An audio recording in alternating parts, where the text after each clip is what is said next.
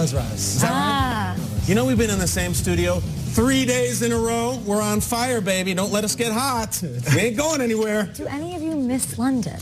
Yeah, sure. London was incredible. You guys were there like twice as long as I was, though. So were you ready? We were to there for home? a minute. It was a minute. Yeah, ready to come home. Well, we've got a lot to talk It's about that Hard Rock Cafe nachos. Hey, baby. We've got lots to go over. Hashtag GMFB is the Twitter hashtag that you can reach us at. It is time for the Lee Block. huge Thursday night matchup on the horizon. Big Ben and Superman are facing off in Pittsburgh. We've got you covered on both sides all week long. And for how the Panthers are planning on handling James Conner, let's throw it over to Tiffany Blackman. Hey, Kay, when it comes to James Conner, Panthers linebacker Thomas Davis said he is playing lights out and that he's making everybody totally forget about Le'Veon around there. And fellow linebacker Luke Kuechly, he called Conner a beast. Conner has 4 straight games with 100 rushing yards, and he's second in the league in yards from scrimmage. But not only do the Panthers have to handle him, they also have to deal with the Steelers' 2 longtime offensive playmakers in Big Ben and Antonio Brown. And they are hoping that corner James Bradberry can disrupt their connection. Bradberry is coming off of what Coach Ron Rivera called his best game of the season in that win against the Bucs, where he held receiver Mike Evans in check, and they're hoping Bradberry can make another big impact on Thursday night. Okay? Appreciate you, Tiffany. Looking forward to that matchup on Thursday night right here on NFL Network. And let's talk Ben Roethlisberger and Cam Newton. So Big Ben was asked what advice he'd give to Cam. Here's what he said. Cam Newton's a taller quarterback who's taken a lot of hits in his young career. What advice would you give him for prolonging his career? I don't need to give him advice. He's Superman. What do you think of his game just overall? Like Superman. It's pretty spectacular. I can go first. Everybody knows Cam is Superman. Yeah. We get it. If you gentlemen had to give a superhero identity to one of the players that will be on the field Thursday Night Football on NFL Network, Panthers, Steelers, who would it be and which superhero? I'm going with James Conner. Okay. James Conner has been an individual that... You love him. I do, and I feel like the world should love him. He's been an individual that's been looked over. I think this whole Le'Veon Bell not showing up, wanting more money is a blessing in disguise for him. But if I can pick a superhero or character, if you will, James Conner would be Punisher. Aggressive. Punisher, as we know, he's a bad dude. He has a lot of history, and he's motivated by something so intrinsically deep that I don't think people can really fathom it. Now, if you're familiar with Punisher, his wife, kids slain, he wants to wage war on the world. You have to kind of like overcome some odds that most of us can't deal with. Same thing with James Conner, beating Hodgkin's lymphoma. Literally looking death in the face and then bouncing back and restarting your life before you even get on the field. You know, learning how to be a man again and eat again and do all these things that make you who you are. So him being Punisher and punishing the rest of the league, like football is somewhat easy when you battle death. So I'm looking at James Conner as Punisher because he is punishing the Powerful stuff, NFL. man. I'm going to go big picture with the Steelers and say if they were the X-Men, right? You've got Juju Smith-Schuster's kind of like Iceman. Now you're talking my language. Super young, little wild, like what's he going to do? Le'Veon Bell might as well be Deadpool. Are you with us? Are you not with us? Are you with us? Are you not? We don't know. All right, obviously. Vance McDonald, Colossus. You can go through it all. Mike Tomlin, Professor X. There's only one guy who can have all those different personalities, all that drama, all the subplots, all the stuff that has kept Steelers fans up at night. And yet here we are going into Week 10. They're 5-2-1 and at the top of the AFC North. What's new? As usual. Somehow, some way, Professor X keeps it all in-house and says, don't worry, let's steady the field and let's steady the course and let's just get it done. I look at him and they've got so many personalities and so many talents in that locker room, but this is the guy that's calling the shots and he keeps it all on the tracks. Professor X, Mike Tomlin. I like that. I like it too. That headset Cerebro. There you go. Think so? I love it. I'm going to go, I think Thor will be on the field on Thursday Night Football. And his name is Greg Olsen. This is the easiest for me to call. He looks like him. You look at Thor and he's what? He's durable. He's got lots of longevity. And he's amazing. That is Greg Olsen. Yes, he dealt with injuries. But before last year's injuries, guys, he played 160 consecutive games. 160. That is the longest streak, second longest, by a tight end ever. He's playing at a Pro Bowl level right now. We're seeing these crazy things. This one-handed catch, this is godlike. Thor is a god. He does not go away. He's better than everybody. And I almost called him Captain America, but that belongs to Luke Kuechly. It's true. That's one hell of a team. There he is right there. Look at that man. Oh, that's an action figure. Yeah. That's awesome. Because Vance McDonald is Loki in this game, right? Yeah, that was Loki. So many things to choose from. I think Le'Veon Bell is Mystique. Very powerful, changes forms. AB has got a little bit of Ant-Man and a little bit of Iron Man. But I've always been fascinated by the reputation of Aquaman. Yeah. Because Aquaman has a very specialized skill set. They go to Aquaman, they're like, someone's hijacked the mayor's jet, and he's like, I talk to turtles. I'm playing cards with an octopus here. However, if there is a villain at sea, you need him, and you can't live without him. And I'm going to look at another very specialized skill set, because I think the game's going to be close. I think it's Graham Gano. I think he's the Panthers kicker who has not missed a field goal this year. However, he has missed a couple of extra points. Oh! This game, look at him, and he's shredded, by the way. Also, 3-pointers, trident, you get it. I think that thing's going to be very close, and I think it's come down to a Graham Gano kick a la Aquaman, who buried a 63-leaguer this year. Graham Gano, Aquaman, we need you, 63 leagues down the city. 63 leagues on the We're doing Fantasy Face-Off later in the show. Better Mystique, Jennifer Lawrence or Rebecca Romijn? Oh, Romaine Stamos. Or is it Stamos Romaine? I don't know. I like J-Law, but I like Romaine, yeah. Romijn wins. Should we put it on the map? Maybe we'll make it a poll on Twitter. Hashtag GMFB, talking more about this matchup. Let's bring in Aditi Kinkhabwala. She's been with the Pittsburgh Steelers on Le'Veon Bell Watch. Aditi, welcome to the show and good morning football to you.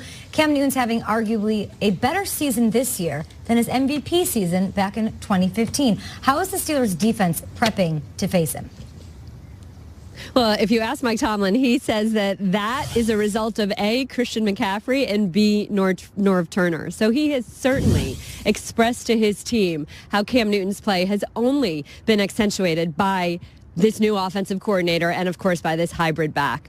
So what can the Steelers do with only 4 days to prepare? I talked to defensive end TJ Watt about this, outside linebacker TJ Watt about this for quite a while yesterday. He said, we just have to simplify everything. He said that the keys in this 4-game win streak, the reason that this Steelers defense has been playing so well is that everybody's flying to the ball, everybody is playing with a sense of urgency, and we're tackling really well. So that, he said, is all really the Steelers can hope to do come Thursday night. He said there's no time to really get complicated. Now, as for Cam Newton, he said that he is running an offense that uses more motions and more diversity than any offense the Steelers have seen since they saw the Kansas City Chiefs week 2. He said, hopefully we're significantly better right now. The other thing he said to keep an eye on is how much Cam Newton is running and in a designed manner. Watt told me yesterday that he's very surprised that a franchise quarterback would run as much as Newton is running, but he said, hey, no defender gets a play off. He said he is an active player every single time. Okay.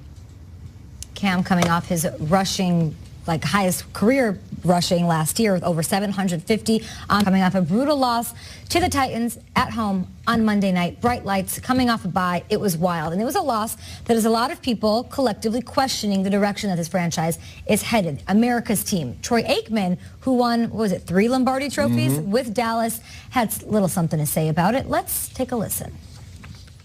It hasn't always mattered who the head coach has been. And so to me, if you're asking me, I'd say there has to be a complete overhaul of the entire organization. You just can't simply replace head coaches and say, now it's going to be better. No, it's been shown that it's not better. Strong stuff from Troy saying, quote, I'd say there has to be a complete overhaul of the entire organization. Triggs, do you agree? It's so interesting hearing Troy Aikman, of all people, talk about it, because there might be no person more glorified in that building and also has to deal with that team on a daily basis. When you're thinking about the Fox #1 team, he's in that building all the time meeting with them. So he goes face to face with those guys and still has the courage to say that.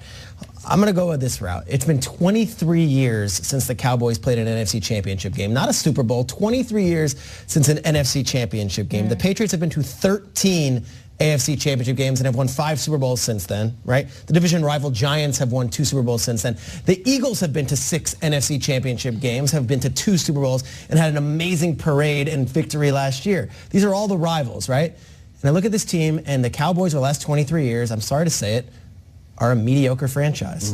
That's the worst thing Jerry Jones could hear this morning, a mediocre franchise. And as we put the gold jacket on Jerry, and we did the Hall of Fame thing, and we did the Hall of Fame party, can't help but wonder if Jerry would give that Hall of Fame jacket back for one more chance at a Super Bowl ring. And right now, I think they are further from a Super Bowl ring than they have been since 2010 when they fired Wade Phillips midway through the season.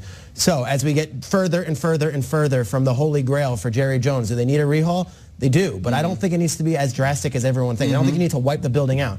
There's a guy in that building, Will McClay, who is a VP of player personnel, who is said to be responsible for saying, don't draft Johnny Manziel, get Zach Martin, who's said to be the ear and Jerry. I think even if it's just to make the announcement, if they announce someone outside the Jones family as a general manager and said this person is going to kind of help foresee that, so it doesn't look like it's just Jerry running wild, which I don't think it is. I don't think it's Jerry running wild there. I think there is a lot of people who are Jerry, but right now, from the outside looking in, the owner is too involved. He's also the GM. Whether truth or not, I think they need to appoint some people at some positions that maybe don't have the last name Jones and say, hey, these guys are the ones who are going to help bring us back. Do you ever see that happening? I don't know. I don't know, because I don't think the roster is so terrible, and I think they're so tied to Jason Garrett. You know, for them to come out and say that they're going to give Dak an extension yesterday, come on, like, make them earn it. I know. Like, what are we doing? It's complicated, isn't it? It because is. I love that Aikman said, you know, everybody wants to fire Garrett and fight. That's not the answer. You know, we've seen Campo and Chan and Parcells, and those guys don't win either. And yet, if you're a Cowboys fan, you're saying, we're not going to fire the owner. We can't really fire the GM because, complicated or not, it's in the family. I just keep coming back to the offense. I have to go back to the offense, because if I'm Dak Prescott, I just lost because I saw Marcus Mariota pull the ball out from a running back and then throw it with his left hand to a receiver you'd never heard of. And he says, I can do that. I feel like the Cowboys right now are looking at all these toys and all the other offenses, Fortnite and Xbox and Red Dead Redemption, and we're playing paddleball. We got a stick with a tire going down the street. Last point, I keep bringing up Norv Turner this week. Did you see the shot of Cam Newton this week? Do you think he likes his old 66-year-old offensive coordinator? Because he came to the press conference wearing asked him to. What's up, baby shirt. And is Dak wearing a Scott Linehan shirt? Look at the smile on Cam's face. It's not all young hotshots. You don't have to. You just have to keep up with the Joneses, and I mean that literally in this case. And you don't see that smile on Dak Prescott's face, right? You mentioned, Peter, that they've been further away from winning a Super Bowl since they fired Wade Phillips. They'd be even further away if they clean house right now. And I agree with you. You don't wipe the slate clean and hit the ultimate reset button, because you hit the ultimate reset button, you're not looking at a Super Bowl for another decade. And I know if you're a Cowboys fan, you're like, well, what's another 10 years if it's almost been 25 right now? I feel like they do have the talent. Defensively, they have some superstars. Offensively, they have some players. And in moments this year, we saw them make plays with the best of the league. But I will say this. When it comes to reevaluating what everybody does, head coach, office coordinator, D coordinator, all the way down to the last person on the roster, do that this offseason. You don't walk out in the middle of the movie and say the movie is terrible. You wait until after the movie, then you look at it and say, okay, I spent the last 2 hours. I don't like it. I like it. Here's some things that could be better. Same thing with a football season. You can't sit back and say, everybody's going to keep their job. We'll do it again next year. No, this isn't that team. To your point, you have to go in, address what's going on, who's flawed, who's good for the squad, and who's going to help us win next year.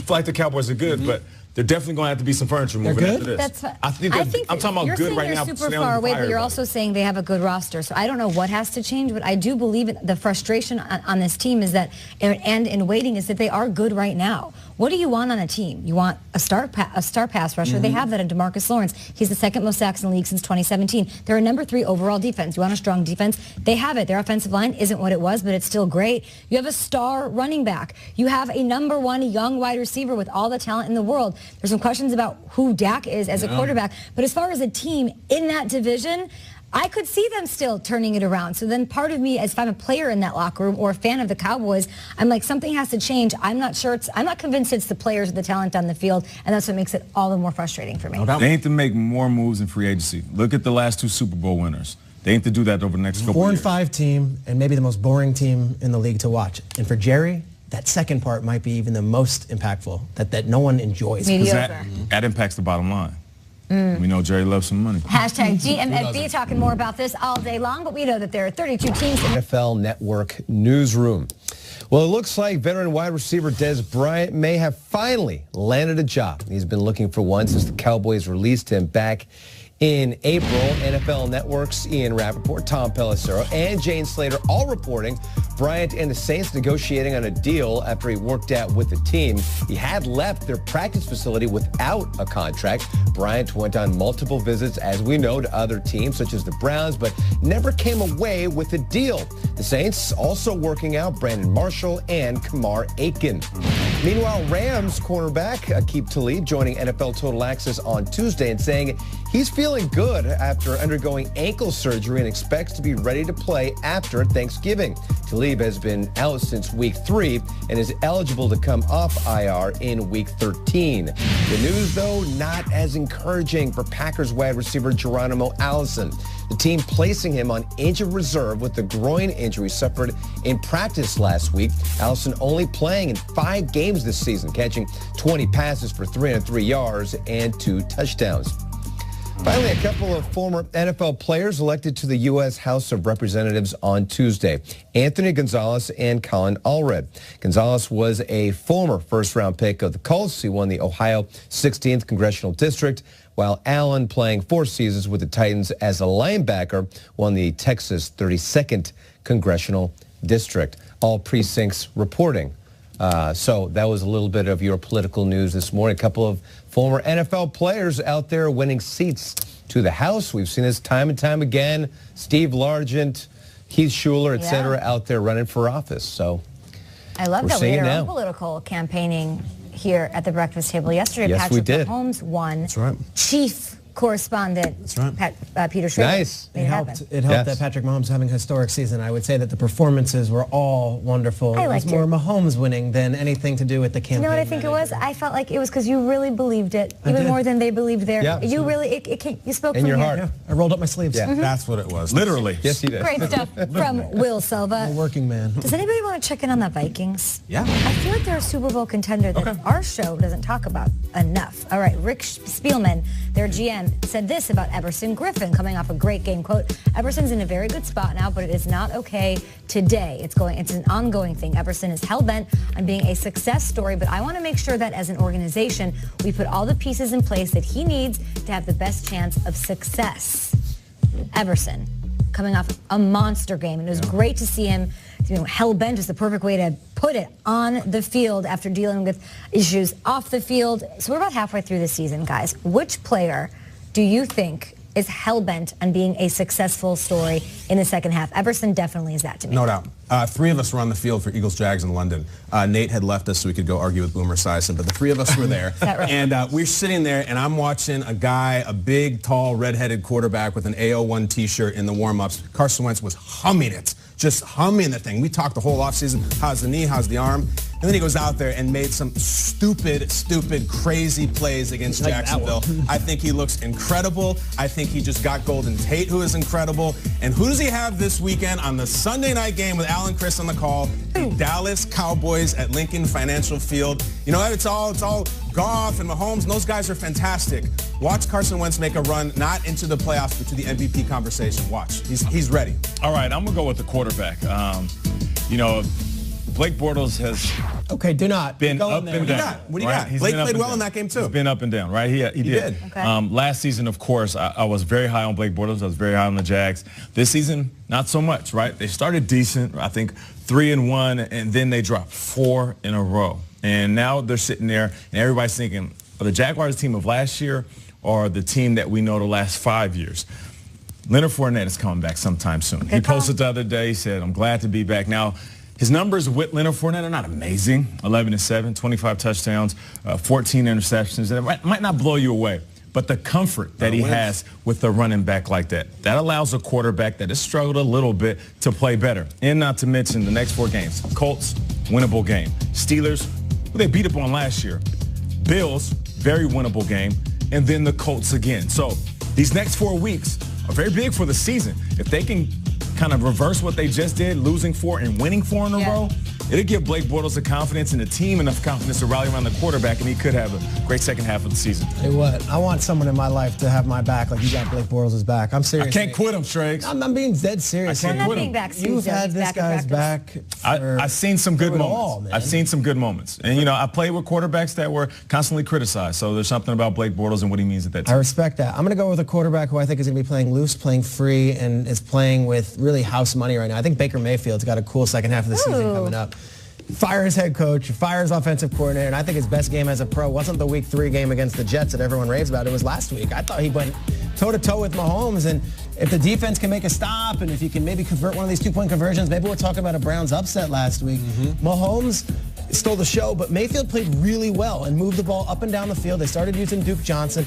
And I think there's something cool when you start hearing from people in the organization, which I did, is that Baker seems energized. He seems enthused. He seems loose. And that coaching change helps that? I think the coaching changes everything. I think when you've got two offensive minds that view themselves as great offensive minds, and they are respected offensive minds, and Hugh Jackson and Todd Haley both in your ear, it gets clouded for a young kid, clouded for a rookie. Freddie Kitchens was like, let's go out there and let's do our thing. Baker looked very, very liberated on Sunday. I think he's going to have a great second half of the season. I totally agree with pretty much everybody's call, especially with Fournette being back. Another running back coming back, Dalvin Cook. So I'll bring it full circle and go back to Everson and those Vikings. Yeah. I think they're really scary. I think Aaron Rodgers, they're not looking so great in that division. Do I trust the Bears completely? They're just going to take the division? I don't know. The Vikings are going to look better and better as they have with their run game improving. Their offensive line, we know there's been a lot of combinations, a lot of injuries, a lot of shuffling, but they're sort of figuring it out as the season goes on, kind of like they did last year with Case Keenum. Dalvin Cook was back last week. He was dealing with a hamstring injury, kept him off the field. He had 10 carries for 89 yards, 4 grabs for 20 yards. That's over 100 yards in his first week back. Most importantly, he left the game quietly. There were no setbacks. There was none of that. None of that chatter about, oh, he needs another week off or anything like that. If they're running and Latavius Murray, we trust him to be a thing as well. They're going to be scary down the stretch. He busted that big really run, too, didn't he? Down, he looked good. Like a 70-yarder. That was huge. Hate to admit it, but those Vikings are looking great right now. Up next, Golden Tate, new home with the Eagles. Steelers right here on NFL Network. Let's preview the entire slate of games, gentlemen, with something we call Journalism 101. We're asking all the tough questions that they teach you in J-School. So let's start with the Who. Stacked schedule this week. Who is the one player that you, sirs, are eyeing on Sunday? Golden Tate with the Eagles. The Eagles are coming off their bye, and they're trying to kind of get that rhythm going. They're playing up against the Cowboys at home. Golden Tate, one of those individuals they brought in to make an immediate impact with the injuries they had with Hollins and Wallace. In the beginning of the season, it was Alshon Jeffrey. Seemed like everybody's getting healthy at the right time. And also keep in mind, last year around this time, they went out and got Jay Ajayi. He is instrumental in that push to the Super Bowl. Golden Tate, before he got traded, his numbers are pretty crazy. 44 receptions, 517 yards, 3 TDs. My man's halfway to 1,000 yards. And I'll just end it by saying this. He's also in a contract year. You don't think a player is motivated after getting traded, you're shipped out of town, knowing that you're at the end of your contract, and the way they're throwing around money in the league, he's going to try to ball out. And he's going to be a big part of this offense because once Carson Wentz drops out of that pocket, which he always does, who do you think is the best at getting yak yards in the league? Golden Tate. Talking about motivated, Marcus Peters was considered one of the best cornerbacks in the entire NFL, was traded. Everyone scratched their head and say, what's there? And he hasn't been great for the Rams. He battled an injury earlier in the season, and all week long, we're seeing the same play on loop over and over and over again. It's Mike Thomas burning him with Peters looking confused, saying, hey, where do I go? And it's Mike Thomas burning him. And he's had to answer questions. He had a very telling quote after the game. I thought it was very honest, very vulnerable. I thought Marcus Peters here saying, I got beat on the play. I can stand up. I can play better. I've been playing blank these last couple of weeks. And that's just being honest. Like it. And you look at Marcus Peters, and then he kept on going, with me, I'm going to continue to fight, and that's the type of player I am. Going to get beat in football. You got to go out there and you compete at the highest of your, and blank happens. Like, that's a very defeated attitude, but it seems like he's being honest, vulnerable, and this play is going to haunt him all season long unless he corrects it. So this week, the Rams play the Seahawks. Marcus Peters, I'm not asking you to shut down whoever the guy across from you is and get in his face. I'm just saying, make a play and have the confidence that you can be the Marcus Peters you were the last few seasons. Confidence? That's him, man. I think of Marcus Peters, I think of confidence. I'm really excited for Josh Gordon. My family and I, we have membership to the Bronx Zoo. We go all the time. They have a Bengal tiger there. And 3 or 4 straight times I would bring my 4-year-old Calvin. Tiger's his favorite animal. He always wants to see the tiger. And every time we go to the tiger exhibit, it was sleeping or it was out of view or you could maybe kind of see its tail. And it was so disappointing. Finally, Calvin said, I don't want to go see the tiger. We went one more time. And we saw the tiger at feeding time, and it was unbelievable. This thing roared, it's running, it's like a National Geographic, it's incredible. And Calvin's hair blows back. That's how I felt seeing Josh Gordon with the big touchdown on the field for the Patriots. We saw the Bengal tiger that we've been waiting for years. And the other thing I would like to see down the stretch, if number 10 keeps this up, I would just love to see a shot of every coach, every personnel man, every defensive player in the AFC saying, how the bleep did we let this happen? It is upon us. We should have stopped this from happening because their New England Patriots are in the Super Bowl or in the playoffs again with the Bengal Tiger, and it's our fault. It always ends that way. So shout out to the Bengal Tigers and shout out to Josh Gordon. I cannot wait to watch him this weekend. And they're playing who? The Titans? Look at that. How about Malcolm Butler? I would love to keep. You have to guard the Bengal. He has not had a great season. You're talking Marcus Peters. I mean, one of the worst cornerbacks in the National Football League right now is Malcolm Butler in a revenge game up against the coach who benched him in the Super Bowl. That's what I've got my eye on. Okay. All right, next up, it is that time of the season, gentlemen, when we get to talk about serious playoff ins and outs. Which team needs a win the most in Week 10, Peter? The team that I think needs to win has nothing to do with playoff implications. To me, New York Jets need to win a game. New York Jets need to win a game because they looked great in Week 1, and then suddenly things just hit the skids. And if you're Todd Bowles and you're looking at back-to-back 6-10 seasons, and now you do it again, and they're on pace to have another 6-10 season, you don't get much longer of a rope than that. No. So if I'm a New York Jets player, if I'm a New York Jets coach, I am saying we have the Buffalo Bills up ahead this weekend. It's either going to be Nathan Peterman, Josh Allen, or some version of Matt Barkley that no one has seen. The Jets need to win this game. If the Jets do not win this game, not only will the back pages be talking, but I think people around the league will be talking and saying, is it time to move on from what they've got currently going on there? Well, you want to talk, and I'm going to talk about the Dallas Cowboys. They're going to Philadelphia. I think they have 2 division games in the next 3 weeks. I think this might be the biggest stretch for the Dallas Cowboys in 20 years. Because if this thing completely falls apart, and you could talk about the coach getting fired and the coordinator getting fired. I don't know what Dak's future is if he doesn't. I'm talking about a full crumbling of the organization if this doesn't come right. However, you go to Philadelphia on national television and you beat the world champs in their house. All of a sudden, it's how about them Cowboys? Dak plays well. The offense clicks. This is a hugely pivotal game, not for the season, for the era, for the company. The Cowboys need it like they never have. Yeah, I'm looking at the Jags, man. I know I keep going back to the Jags. I just mentioned that Blake Bortles could have a better second half of the season coming up with Leonard Fournette being at running back. But when you look at the way they've been starting these games, in the first half, they've been outscored 67-6. You know, I think back to when me and my boys were hanging out in high school and we'd go out and the whole point was just to get a girl's number. And if you got one girl's number, if you got that first one, you got a rhythm and you were good. The rest of the day, you were fine.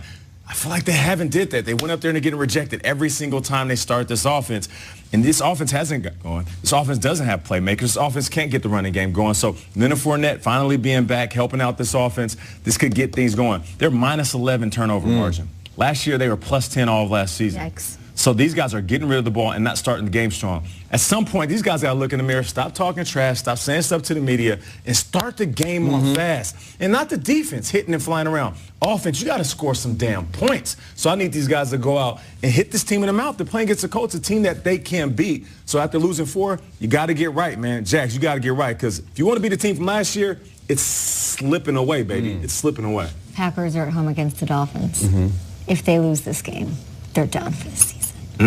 They got to win this game at home. Must win, in my opinion. All right, hashtag GMFB. We'll be back after this with DJ Moore. The Panthers offense got tricky with the Bucs. A second straight start. Mullins will be under center for the Monday night game against the Giants. He earned the opportunity with a surprisingly effective performance in a 34-3 blowout against the overmatched Raiders defense. He was 16 of 22 for 262 yards and 3 touchdowns. He finished with a passer rating of 151.9. As for his opposite number, Eli Manning, Giants head coach Pat Shurmur confirming Manning will indeed be starting against the Niners, but stopped short of guaranteeing anything beyond the Week 10 start.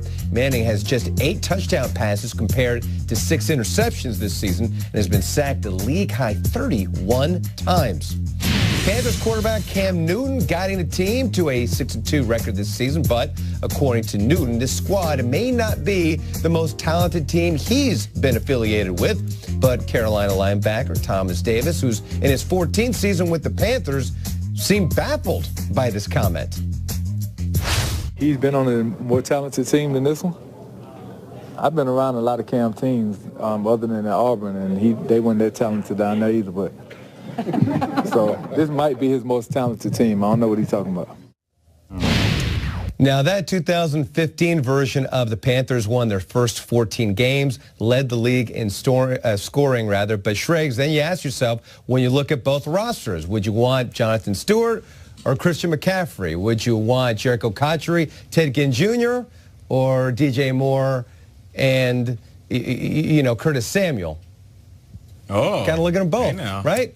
Hey now. What do you go with? Will, that was a 15-1 team. Let's not disrespect a 15-1 team that did a whole bunch of stabbing on the way. Yeah. They didn't win the Super Bowl, though. They did not win the Super Bowl. We'll see, though. Will, we're going to talk about that very topic later on in the show. So Panthers fans, hang tight. But as we approach the start of Week 8, we asked you guys at home to tweet us your toughest fantasy football lineup questions. We've picked out the best to present to our guru, our fantasy expert, Kay Adams, in this week's edition of... You're getting hard, Triggs. Fantasy Face-Off. Here we go. Here we go. Okay. Now this is crunch time. This is when guys are sitting there with their fantasy team. Guys and gals they're 5-4. They're on the playoff and they're bubble. Overthinking. I'm 6-2, but I don't feel great about it. So let's go to Jam. Jam is our friend on Twitter. Jam. Ben Roethlisberger. Damn, there comes the man. Who has the Panthers tomorrow night. Ooh. Or Carson Wentz against the Cowboys. Two great quarterbacks. Kay, who you got? I'm going to pick, I ask you this, where's Big Ben playing? At home. So I'm going to play him. He, at home in 4 games this season, is averaging 300 yards. He's got 10 touchdowns, just a few interceptions. I always like his odds at home. His offense clearly clicking, and I love the matchup against the Panthers. They've given up multiple touchdowns to the quarterback spot in 7 straight weeks. I think he scores at least 2 touchdowns in this one, and that's why I will trust him. At least 2 touchdowns? Yeah, the Cowboys have actually been weirdly tough on quarterbacks from a fantasy perspective. So Carson Wentz, I'm shelving him. Okay. All right, let's go to Brett. Our guy Brett. Loves the show. He wants to know your advice, Kay, on some running backs. Aaron Jones, these guys are playing in the same game. Aaron Jones or Kenyon Drake. Do you go Jones or will Drake finally have a breakout hit? Oh! What do you think? Aaron Jones has Miami. Do you know, let me ask you this, Kyle, who has allowed more rushing yards in the NFL this season than Miami?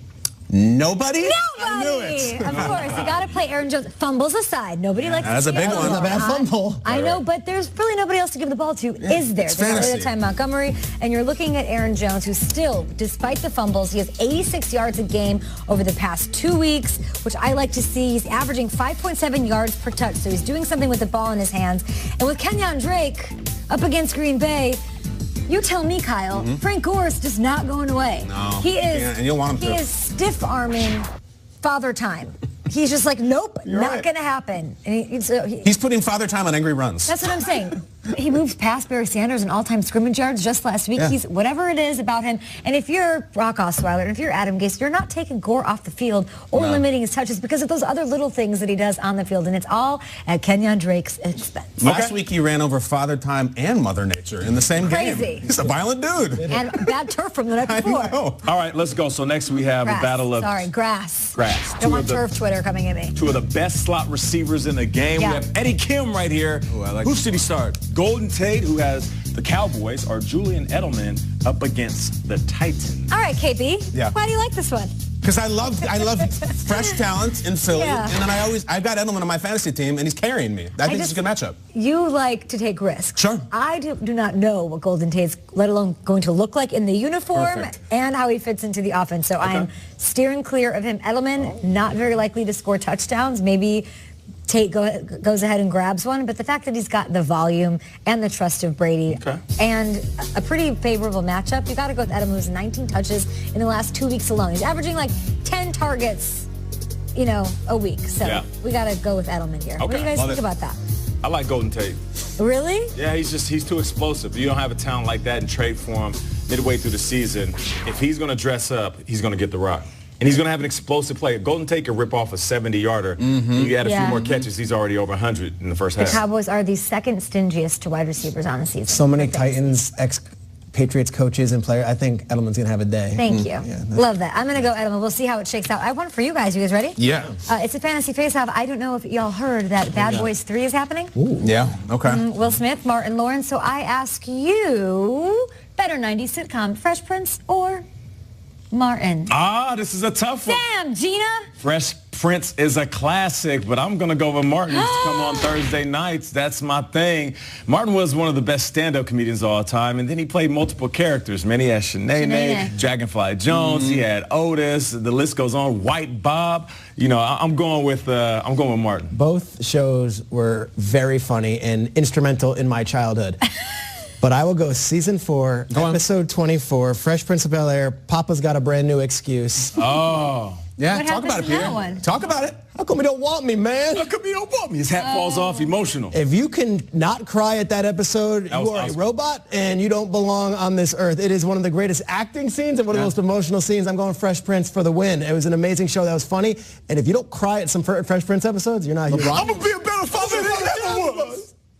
He found something there. LeBron once did a whole tweet series about that exact sequence, about how much it meant to him as a kid. And he's got, his father, parent stuff. Like, it was real. He went there. For me, a little bit lighter. I went to summer camp in about 1988, and every kid was listening to Parents Just Don't Understand. And I thought it was the coolest cassette single ever. And then when I'm like, they're making a show, basically, out of Parents Don't Understand. Coolest thing ever. It's Fresh Prince for me, but also largely in parts of my mother would not let me watch Martin. She did not was appropriate. Really? She didn't like Martin. She didn't like Roseanne. It was not good for kids. It was Martin was sort of for adults, and Fresh Prince was sort of for kids. Yeah. So I wasn't allowed to watch, so I got to go to Prince by default. Love that. What do you guys think? Hashtag GMFB. Thanks for playing Fantasy Face-Off. Up next, Michael Thomas. Yeah, he's never in the face-off because you're always playing him. He and about something happier. The Saints are #1 in the most recent power rankings, but I want all of you to hit us up. What's your top 5 on the whiteboards? Your personal, define it how you will, 5 best in the league right now after week 10. All right. I'll give it a shot. I'm very bad at the mechanics of this, Kay. I'm going to try it. I'm going to go with the Rams down at #5, guys. I'm going to go at #5. I think they got beat, and I'm a little bit worried they got exposed defensively in the secondary. I'm going to go Rams. All right, I got it now. Yeah. 4, I'm going to go up to the Chiefs. Chiefs, I would like to have them 1 or 2, but there's just no room at the end. I always say it this. They're not power standings. They're power rankings. #3, the Panthers are incredible right now. I've been watching some Baldy breakdowns on the Panthers. Brian Baldinger is way in on what they do on offense, and it gets you so excited. Watch his breakdowns on Twitter. 2, Saints, and #1, the New England Patriots, I think, are the best team in football. They got it going. They got Josh Gordon. Gronk's not even out there yet. I think the Patriots are the best team in football right now. Have you been practicing? I'm much better, right? I got better. I went in the dark room, watched myself. Thank you, Kay. Thanks for saying that. Baldy did a breakdown. Yeah. You look Now good. we've got a new studio, but I got the busted whiteboard. Look at this. Get it for experience. Oh, man. Thanks, guys. Budget's not an issue anymore. Nope, we're good. We're flush with Like resources. the Cowboys falling apart. That's my top 5. The whiteboard doesn't remain, but we went Steelers 5, Chiefs 4, Patriots 3, and then I went with the NFC teams. I know they played 2 Rams, 1 Saints, and now I'm going to get in trouble. I like this. I like this because we're all different. I'm going with the Chargers at 5. I feel like they're not getting the respect they deserve. All right. If you really pay attention to their running game and what they're doing, and also their wide receivers, and of course, Bosa's getting back. 100%. When is Bosa getting back, Nate? I don't know. He's coming back. He's Talking coming about back. Joey or Nick? I don't even know. The pit boss. All right, I'm going with Bosa's the Pats. the reason why they're 5. Pats at #4. I'm just not convinced right now that this is the best team in football, but they're in my top 5, of course. The Rams, I can't quit them. They take 1 L, and now all of a sudden everybody's off the bandwagon. Nah, they got them out, buddy. Still one of the best offenses in the business. Okay. Saints at #2. And then I'm going with the Chiefs at #1. Yeah, I know you're thinking, well, the Patriots beat the Chiefs. Okay, cool, but they also have 2 losses. I'm looking at the Chiefs, still one of the most Chiefs over the explosive Saints. offenses. Yeah, why above the Saints? The Saints look awesome. They did look awesome, but I feel like if these offenses go blow for blow, I don't believe the Saints offense can keep up with the Chiefs offense. Where do you 2 have the Panthers? All right, just keeping it real. Right. I have the Steelers at 5, and Kay, you said Panthers. I think it's Steelers, Play each Panthers, other, yeah. and they play each other, and the winner gets the 5 spot for me. The winner gets that the what it 5 is? spot. I think so. Yeah, I think the top 3. Top 4, really, to me. These are the cream of the cream right now. Do you have the Steelers or the Panthers? How would you rank the Steelers or the Panthers? Those are the last spot, #5 spot was interchangeable. It was Chargers, Steelers, and Panthers. Ooh. The Houston Texans haven't Must lost be a a game big in game. 7 weeks. No one mentioned them. But it's like they're getting this rap that they're winning ugly, and they don't have style points. Who cares? They haven't lost a game in 7 weeks. However, as I always say, it's only 5 teams. There's 32 in the league. I'd have the Texans at 6 or 7. Winning in Denver is no joke, whether it's the Case Keenum or John Elway. It's a great place to play. People love using our whiteboards against us. They did the AFC West and put all our boards They up. screenshot We it. all had the Chiefs at the end. Except for Schrager. Not we all. Schrager's like, not we all. Fine. I had the Chiefs last. Coming up, we'll have you in Lower Manhattan on Wednesday, November 7th. Wednesday being a day before Thursday. Okay. Thursday Night Football, Panthers, Steelers. A huge game with lots of playoff implications. You guys are trying to squeeze both into your top 5 in your personal power rankings. That's how big this game is tomorrow. The Steelers, to me, are so fascinating with the 4 straight wins, and they're coming in hot. But now it's like, all right, hold it down at home. Carolina's coming in. This is a big bout, and I can't wait to watch it. Schrags, Burleson, Brandt, Adams. Time for the lead block. Lead block. Yes, huge Thursday night matchup on the horizon. Big Ben and Superman, as he even calls him, face off in Pittsburgh. We have you covered on both sides all week long, and let's kick it off with our very own Tiffany Blackman in Carolina. Okay, quarterback Cam Newton is putting up numbers right now that are better than he did during his MVP season. And head coach Ron Rivera was asked about Newton's success along with offensive coordinator Norv Turner. And he said it's a credit to both of them. He talked about his quarterback making good decisions when it comes to distributing the ball or deciding to keep it. And as for the play calling, well, Rivera said he got to see that firsthand back during his days with Turner in San Diego. He said he saw what a brilliant play caller and designer he was. And just to show you how much they respect Turner, well, both Newton and Rivera were sporting their Turner T-shirts during their press conferences that had Turner's image, along with the words, "What's up, baby?" which is something that Turner always says. Okay? Great stuff from Tiffany Blackman there. Let's bring in Aditi Kinkhabwala. She is live with the Steelers side of things. Let's talk James Conner. He's been a huge factor, Aditi, obviously, in their recent success, their success all season. Any concern about him on a short week? Well, you know, it's interesting, Kay, because this is certainly a heavier workload than he's handled in probably 3 years since before his cancer diagnosis. And, of course, part of the reason that his teammates love him so much is his physical style, the way he runs over people, the way that he clearly does not shy away from any sort of action. So he was asked about this on Sunday after that brutally physical game against the Ravens.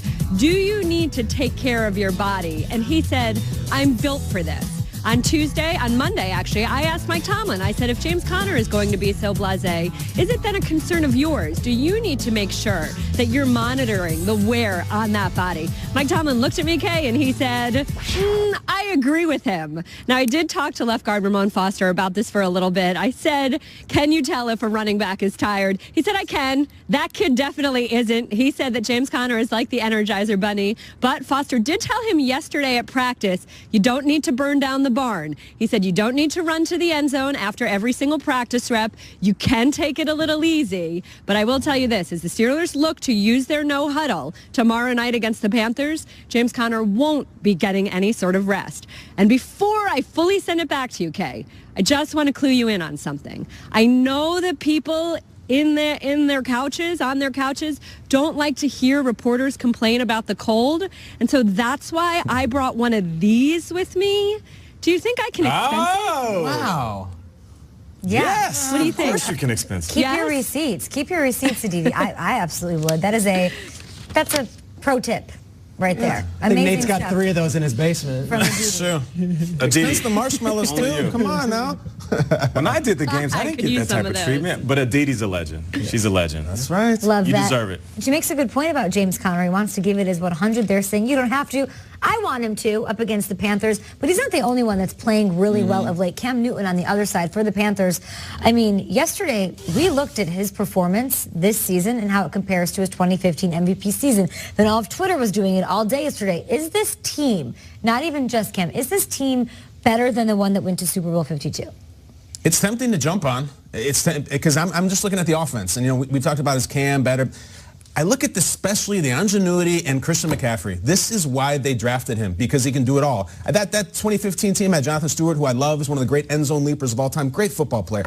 I don't know if he's doing the Christian McCaffrey stuff. This is the future. This is not 2018. This is like 2028. Yeah. And you have the old school with Norv and the new school with McCaffrey. I think he really makes the whole offense different, especially now that Samuel's getting involved too. Yeah, this is the future, and we're going to have to wait until the future to kind of say that this team was better than that Super Bowl one. Because when you look back at that season, 15-1 record, and they were so good and so explosive every single week. It was similar to watching the Golden State Warriors, where you're watching them and you automatically think in the beginning of the season, we'll see them in the finals. And that's what I was thinking. We're going to see the Carolina Panthers in their Super Bowl, and they're just explosive. And they were hitting shots from deep, just like Klay Thompson, Steph Curry. They were going inside with Draymond Green. They were doing the ugly with Jonathan Stewart. They were tight in the red zone with Greg Olsen. And they added pieces on top of pieces.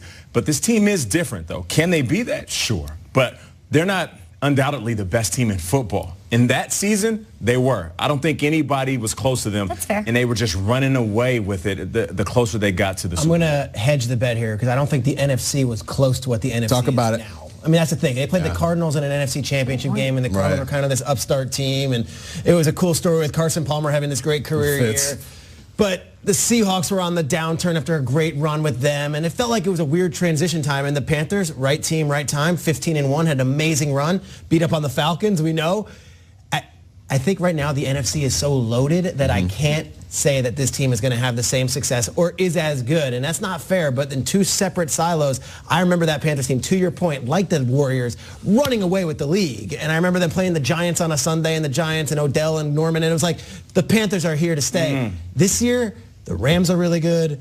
The Saints are really good. The Eagles are coming, and the Falcons are coming. And I just can't say that this team is going to have the same type of impact as that one did, which was a clearly dog in the conference. I said this yesterday sort of flippantly, but then I dug into it today with his accuracy and his passing. I think that's what's improved with Cam and with his entire team. This is a guy who only once in his career has completed more than 60% of his passes in a single season. He's at over 67% right now. He's thrown multiple touchdowns for 7 straight games, and it's because of guys like Curtis Samuel, other guys turning it up. He has 15 touchdowns, just 4 interception guys. He's never had this many touchdowns, a better completion percentage, a better touchdown-interception ratio, or better passer rating through the halfway point of any season in his entire career. That includes his MVP season back in 2015. He's being accurate, which is the biggest knock we always hear about Cam. He's savvy now. Yeah. He's not just a brute force Cam Newton. Right?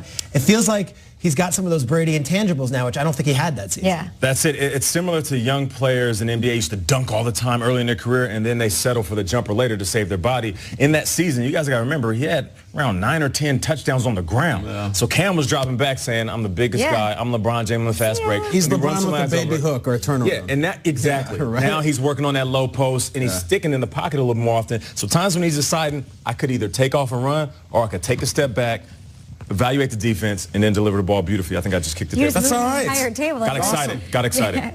Our pets' heads are falling off here at the breakfast table this morning between your whiteboard and this table movie. Demaryius Thomas, we got to talk about him. He had the last laugh on Sunday. This was a perfect setup, a perfect story, great theater as he beat the team that traded him. As a Texan, he took down the Broncos in Denver, but they didn't stop him from sounding off on Denver's front office and how they handled his departure. Take a listen. On the Panthers on Thursday night. Pittsburgh also awaits the arrival of one Le'Veon Bell after he sent a cryptic tweet bidding farewell to Miami, F-A-I-R-W-E-L-L.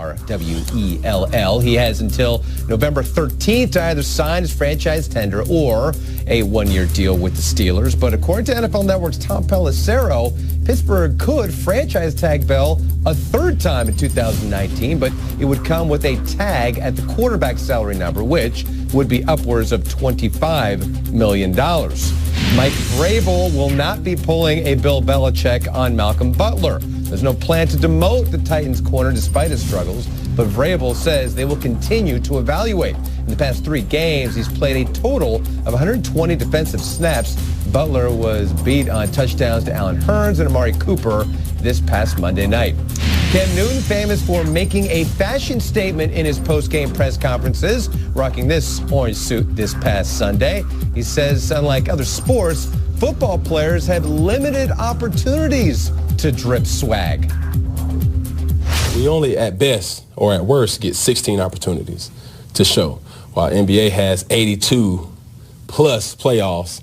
So, you know, and we're masked athletes too. So anytime you get an opportunity to kind of show what you can kind of do, you know, you want to put extra emphasis on it. I'm not saying going out and wearing an orange suit that favors Lloyd from Dumb and Dumber, but if you can pull it off, you better pull it off, you know what I mean? I like his reasoning and rationale and the fact that he ended up bringing up Dumb and Dumber. Never can go wrong with that. Pull over. No, it's a cardigan. He also said everybody wants to be in competition to be the sauce king in the NFL. And he's certainly one of the sauce kings. So are you, Will. The sauce king of Culver City. Back here in studio, the Bears are on fire right now. They're looking great. You know, Trubisky sort of coming along. I know the defense is carrying them for right now. Khalil Mack will be back. You guys know I go to Chicago like whenever I can. It's a nice quick trip from New York. I like to scoop in, take my niece shopping, take her to get her cake pops, to go visit my parents, check out the Art Institute if it's still free on Tuesdays. And I also always need to make time to eat together in one SNL skit, right? This is when you bring the platter under the table. Come on. Where's Hamilton? I know what's happening. I know how you think. Where are they? Bring them to me. The pre-made ones? Right. Have you guys ever had pierogi? I've never had one. I don't think Ever? I have. No. Like, they're right up all of your alleys. kind of dumpling-like? If they're dumplings, and then you can put whatever you want in them. And Zach Miller was such a good sport. And he's actually really like good in the kitchen. And I know he grills a lot, and he was very down to do whatever with these like 5 feet tall Polish people running around. So it was really fun. How's he holding up physically? He's good. I think he's doing everything he can. I think he's so important to that team in that locker room, what they've got going on as a leader. We've all met him. We know him. You know him. Awesome and he's one of the best guys in the league. So good for him. it was Love cool it. to Good job. spend some time with him. Great job, Kay. Good job, Kay. You're the sauce queen. Oh, we got a tweet, guys, to look at. Got a tweet from Rap Sheet. Come on. Little news coming through here. Chiefs fans. What do we got? It's not great. Sammy Watkins is now dealing with pain in his foot after Sunday's game. Hit an MRI, source said. While it's not a serious injury, it may impact his status. All right, Sunday, obviously, they're playing the Arizona Cardinals. If there's no walkout, but this might be the game. Maybe you rest up and start gearing up for the long haul here. But we'll have more information on Sammy Watkins. Obviously, he's had a great last 2 weeks. And the Chiefs offense is finally integrating him the way that I think people thought. So be interesting to see. I'm obviously on the phone. I'm working it as well. But Rap Sheet with the scoop there. It's concerning, though, because Sammy Watkins and his foot, we've heard this story before. And that's the reason why some teams love him and other teams stay away because they're just not sure how healthy he can be. They have so much depth, though, on that roster. Does it make you guys think about this team any differently? Yeah. Oh, Sammy was a $16 million man and was just getting going. They look unstoppable right now. But the rap on him, his entire career has been that foot. And if that's the injury, that's really scary. Dez didn't sign with the Saints? No. Rap Sheet's worried about Sammy Watkins. I want Dez. She should be. It's a great team. Is that what you thought it was? You're saying Dez with the Chiefs? No, the Saints. Well, underappreciated storylines is what we call them. Okay. May I go first? Oh, yeah. Let me get comfortable. Let's do it. Come on now. We're just going to have some fun here. No, all right. I don't need to get comfortable. I want to turn it up here at the breakfast table a little bit. For my underappreciated this week, I really wanted to sort of show some love to a couple guys who are raising the bar for celebrations of late. And I'm not talking about Antonio Brown, Odell Beckham, or anyone on the offensive side of the ball, even at all. The guys who are killing it with celebrations this year are all on defense. Let's take a look at the video evidence that we conjured here. Defensive celebrations started to get hot. Back in week 5, we all saw this. It was the old tip drill, Globetrotters, right? This was awesome. I really wish we did. Nelly, tip drill. After they intercepted Blake Bortles in the end zone. Pretty solid. We showed it on this show a few times, but things have really kicked into gear this last week. Exhibit A. Peter's favorite player, Cassius Marsh, of the Niners. He sacks Derek Carr. Yikes. Garoppolo was better than Brady, Kay. Yep, on Thursday night, and he shows us his inner Chuck Norris. Whoa. Oh, Did you see that? I missed that. I was looking on that. Wow. Look at that roundhouse. I know Kung Fu. That's incredible. That will take your face off. I'm glad you guys approve, and so do I. It's like that fight I sent you yesterday, Kyle. And they sent me this World Star link. I'm sitting in the car going, World Star! That's what I see looking at this dude. Not impressed by that one, anyone? We'll try this one on for size. Everson Griffin, Danielle Hunter team up to sack Matt Stafford on Sunday. He got sacked 10 times, by the way. Then they team up for a celebratory jump kick. Yeah! That's pretty cool. So synchronized. John-Claude Van Damme and Double Impact. Double Impact. Nate, that's exactly it. So, did they practice this 100%, right? Yeah. Yes, they did. Because they synced it up so perfectly. No, Nate, I'm not thinking Van Damme and Robin. Van Damme and Van Damme when it was two. Oh, Van Damme and Van Damme. Double the Van Damage. That's what they're doing. I love it. Double the Van Damage. I love it. That Vikings defense looking alive. Next up, the Bears defense.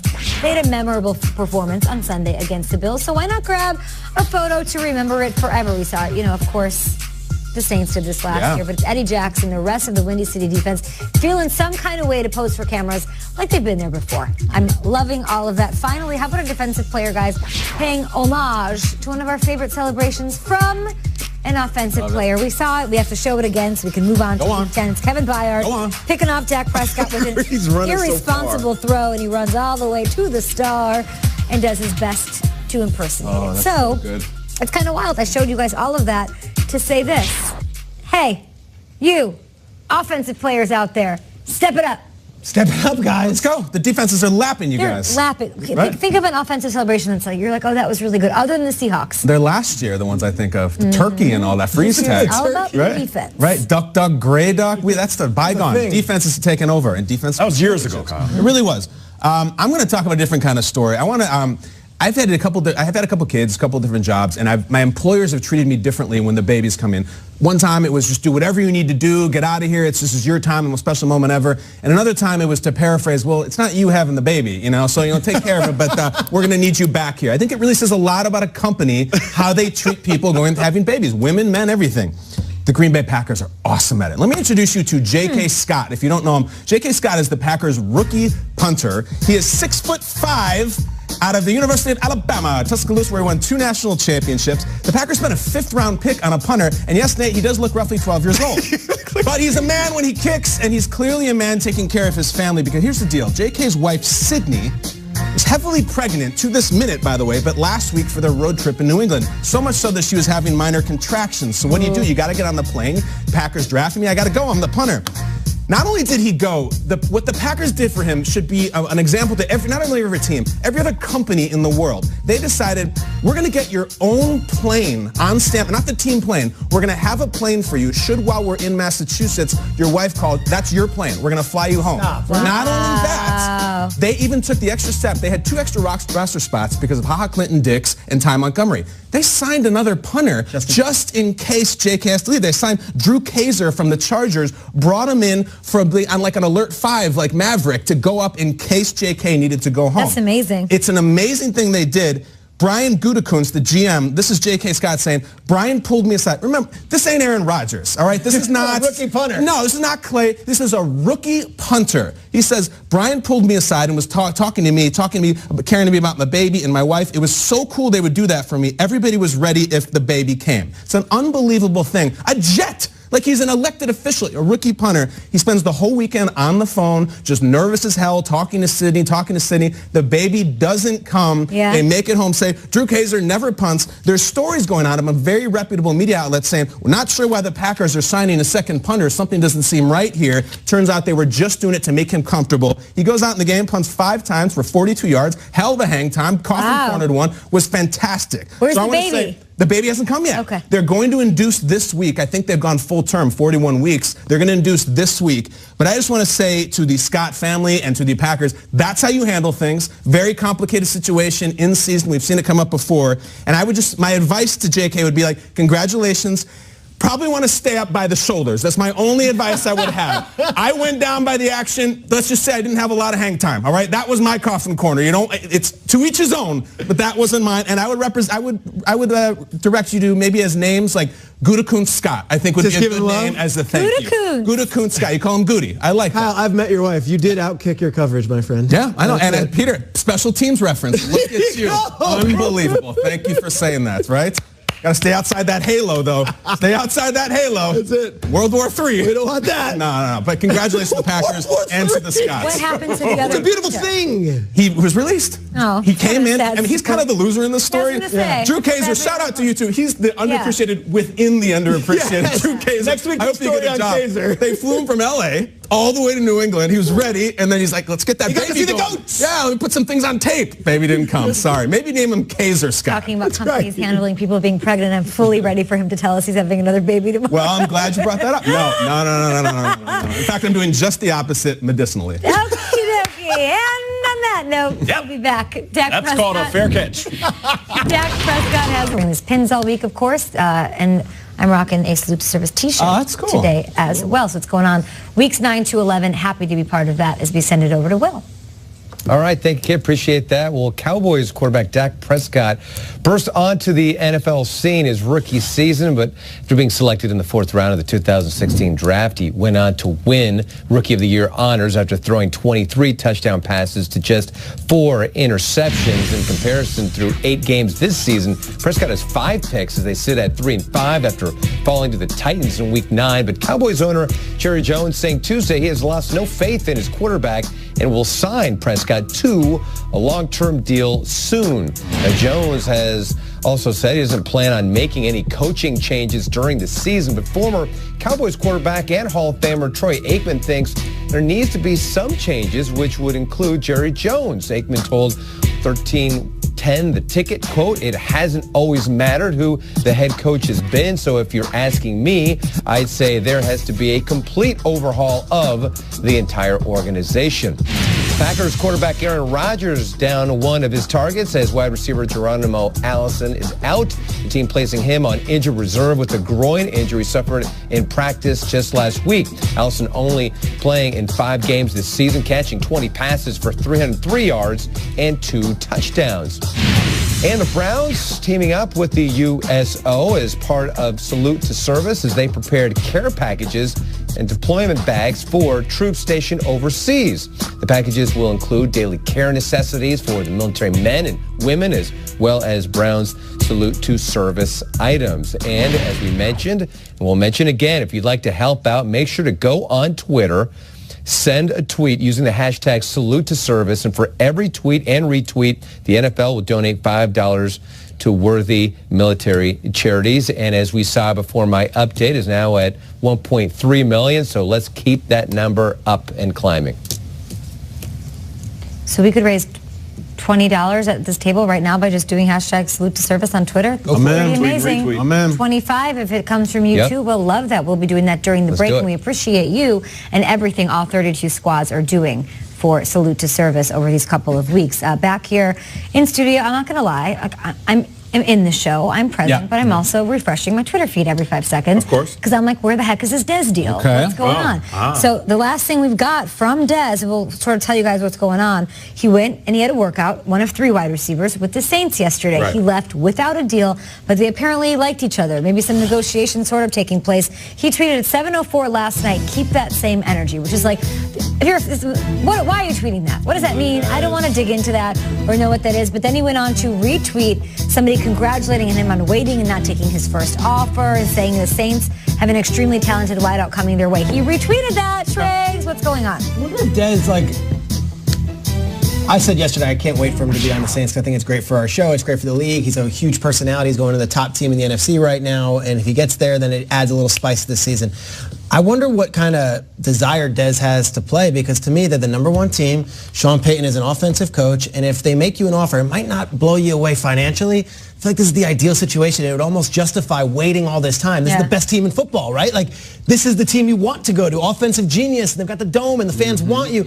So if we're now bickering over dollars and cents, where's Dez's head at? Like, do you want to play football? Take a deal that might not blow you away. And that's interesting. Do we know if they've offered him? We don't know, but we know that they had a good meeting. And at that point, if I'm Dez Bryant, I'm like, hey, I'll come for $1 million. I'll come for $2 million. Let me play for a winner. And to not have to go through training camp, to not have to wait all season. This is the ideal situation. If I'm Dez Bryant, I don't want to cut his legs out here. I go to the Saints and say, don't worry about the price. Just bring me along. I want to play. Yeah, I can't speak on the money because I don't know the particulars of what was offered, if there's even an offer on the table. But I will say this, that tweet, keep that same energy. I feel like he's talking to everybody who had something to say yesterday. Everybody that said, oh, the Saints don't need him. It's a terrible choice. He's going to come in. He's going to want more balls. He's going to be put into the locker room. He's basically saying what people say in hip-hop all the time. Keep that same energy when I see you. Keep that same energy for everybody who said, I'm not going to sign with this team. So we'll see what happens. What do we got on the Twitter machine, Adams? Let's take a look here. The Falcons breaking. They have come to terms with Bruce Irvin. Welcome to the Brotherhood. We do like it? Yeah, Dan Quinn had Bruce Irvin up in Seattle when he first was drafted. It's the perfect Leo for that defensive system. And with the loss of Deion Jones and DeAndre Campbell, this is a great signing. And if Irvin's motivated, Dan Quinn, perfect coach for him. If Dez does sign with the Saints, or if he doesn't, we'll be here breaking it down. So do not move this morning, this Wednesday, a day before Thursday night action. Dez to the Saints. Panthers taking on. He was instrumental in that push to the Super Bowl. Golden Tate, before he got traded, his numbers are pretty crazy. 44 receptions, 517 yards, 3 TDs. My man's halfway to 1,000 yards. And I'll just end it by saying this. He's also in a contract year. You don't think a player is motivated after getting traded, you're shipped out of town, knowing that you're at the end of your contract, and the way they're throwing around money in the league, he's going to try to ball out. And he's going to be a big part of this offense because once Carson Wentz drops out of that pocket, which he always does, who do you think is the best at getting yak yards in the league? Golden Tate. Talking about motivated. Marcus Peters was considered one of the best cornerbacks in the entire NFL, was traded. Everyone scratched their head and say, what's there? and he hasn't been great for the Rams. He battled an injury earlier in the season, and all week long, we're seeing the same play on loop over and over and over again. It's Mike Thomas burning him with Peters looking confused, saying, hey, where do I go? And it's Mike Thomas burning him. And he's had to answer questions. He had a very telling quote after the game. I thought it was very honest, very vulnerable. I thought Marcus Peters here saying, I got beat on the play. I can stand up. I can play better. I've been playing blank these last couple of weeks. And that's just being honest. I like it. And you look at Marcus Peters, and then he kept on going, with me, I'm going to continue to fight, and that's the type of player I am. Going to get beat in football. You got to go out there and you compete at the highest of your, and blank happens. Like, that's a very defeated attitude, but it seems like he's being honest, vulnerable, and this play is going to haunt him all season long unless he corrects it. So this week, the Rams play the Seahawks. Marcus Peters, I'm not asking you to shut down whoever the guy across from you is and get in his face. I'm just saying, make a play and have the confidence that you can be the Marcus Peters you were the last few seasons. Confidence? That's him, man. I think of Marcus Peters, I think of confidence. I'm really excited for Josh Gordon. My family and I, we have membership to the Bronx Zoo. We go all the time. They have a Bengal tiger there. And 3 or 4 straight times I'd bring my 4-year-old Calvin. Tiger's his favorite animal. He always wants to see the tiger. And every time we go to the tiger exhibit, it was sleeping or it was out of view or you could maybe kind of see its tail. And it was so disappointing. Finally, Calvin said, I don't want to go see the tiger. We went one more time. And we saw the tiger at feeding time, and it was unbelievable. This thing roared, it's running, it's like a National Geographic, it's incredible. And Calvin's hair blows back. That's how I felt seeing Josh Gordon with the big touchdown on the field for the Patriots. We saw the Bengal tiger we've been waiting for years.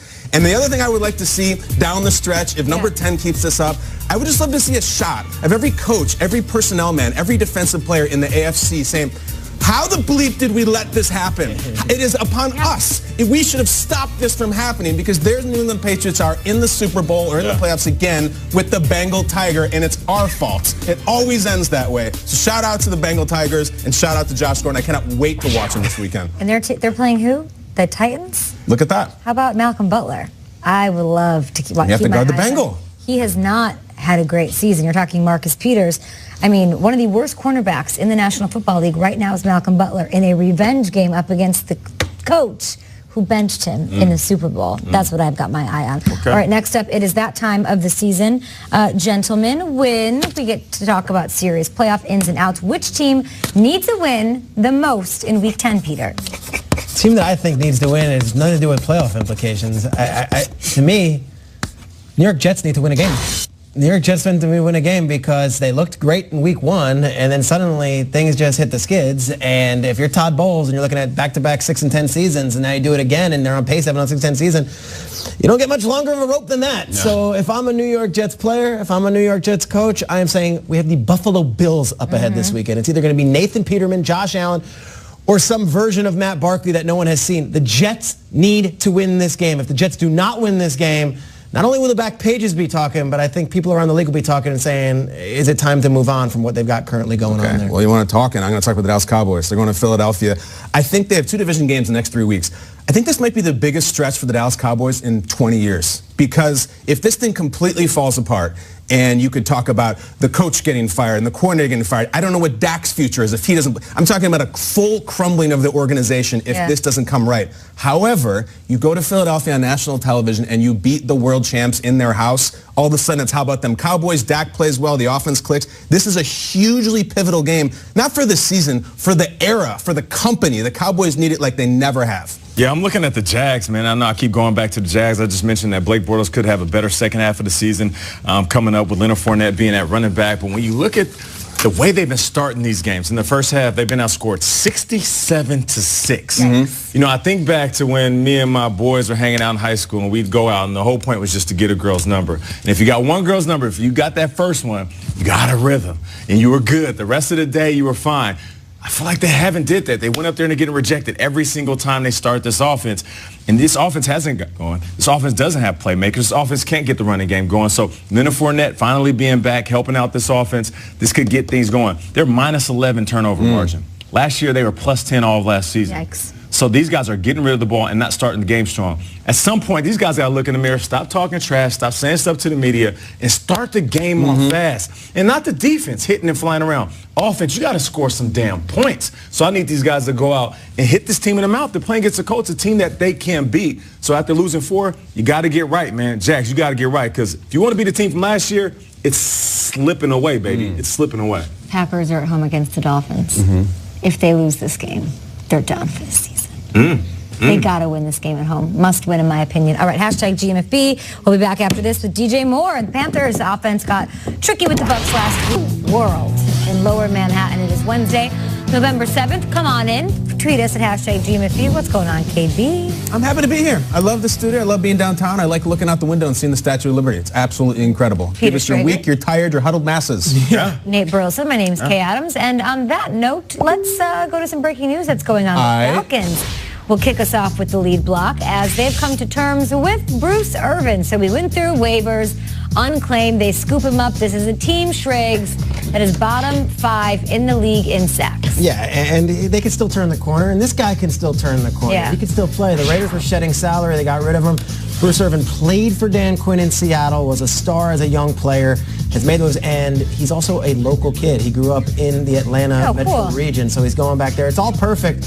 And for a rental for half a season, good luck. I mean, I love this. This is what you do. Good teams do this, and they are not giving up. And not to mention a team that was close in the Super Bowl, always in the postseason. You bring in a guy who has that experience. He won that Super Bowl in Seattle. So what do you do when you want guys to understand how to win a Super Bowl? You bring in a guy that actually has the jewelry. It's funny because the Saints are talking to Dez, and we're all...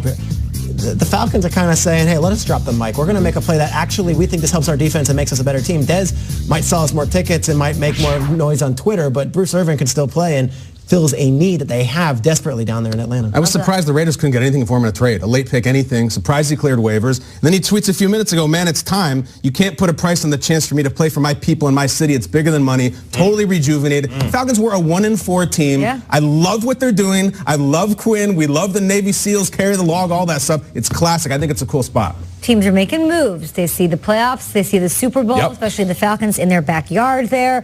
The Super Bowl, of course, will be in Atlanta. So it's interesting to see what teams are pulling off. We've still got Dez to the Saints potentially in the works. So keep it here on NFL Network for all of that. But let's talk about Dez's old team, the Cowboys. All right. Brutal loss to the Titans. It was at home. Everybody saw it. Monday Night Football. A loss that has a lot of people questioning the direction of this team, the future of this team, how things are working, and how with so much talent on the field and on the roster, they could be performing so badly. Jerry Jones, of course, is he questioning things? I don't know. Is he questioning a starting quarterback? Take a listen. Dak is the quarterback of the Dallas Cowboys. He's young, and he's going to get extended. I think Dak is capable. I didn't know that 2 years ago, but he is capable of looking at what situation was last night, looking at a throw like he made in the back of the end zone for the interception. You don't have anybody that's more capable to look at that and take it to the practice field and take it to learn from that for the next ball game. Jerry Jones there. Now the Cowboys do rank near the bottom of the league in most offensive categories. That is especially frustrating considering how good their defense has been. They are the third best defense in the league with one of the best pass rushers in DeMarcus Lawrence. So Wednesday on Captain Markers, gentlemen, it's time for Whiteboard Wednesday. We do it on the show every week at the same time. This one's presented to you by LGV40. Thank you, by the way. Thank you. Thank you. Thank you. Des Bryant, guys, worked out for the Saints on Tuesday. Left Bell rumored to be on his way to Pittsburgh. Lots of teams making moves at the trade deadline as well. But the midseason acquisition that you guys think will pay the biggest dividends come January is what? I'll go first on this one. You know, we talked a lot about the Panthers already on the show, and Cam Newton is getting all this love. We're talking MVP possibilities. We know Christian McCaffrey's having this breakout season. Norv Turner, I think the glue right now is a guy who has them really running defense well. Day 3, you talking about him. Hey, 4-1 since Eric Reid joined the team. The guy got the game ball last week against Tampa Bay. He's playing through a shoulder injury. He made the big interception, got the momentum going. The Panthers are going to be relevant late here, and I think Eric Reid might be one of the best safeties in football, despite taking a long time off from the game, and not by choice, by other teams saying, we don't want this guy in our building. He has been not only an upstanding player, an upstanding citizen in the building, and he is a leader because he's a great football player. So Eric Reid, you know, not a lot being talked about the Panthers defense right now. I think Eric Reid might be the best acquisition come January, who might make the biggest play. You're right. You hit it on the head, man. 4-1 since he got there, and the turnovers these guys are creating. I'm going with Demaryius Thomas. You know, leaving the Broncos and being in a situation where we just listened to him early in the show.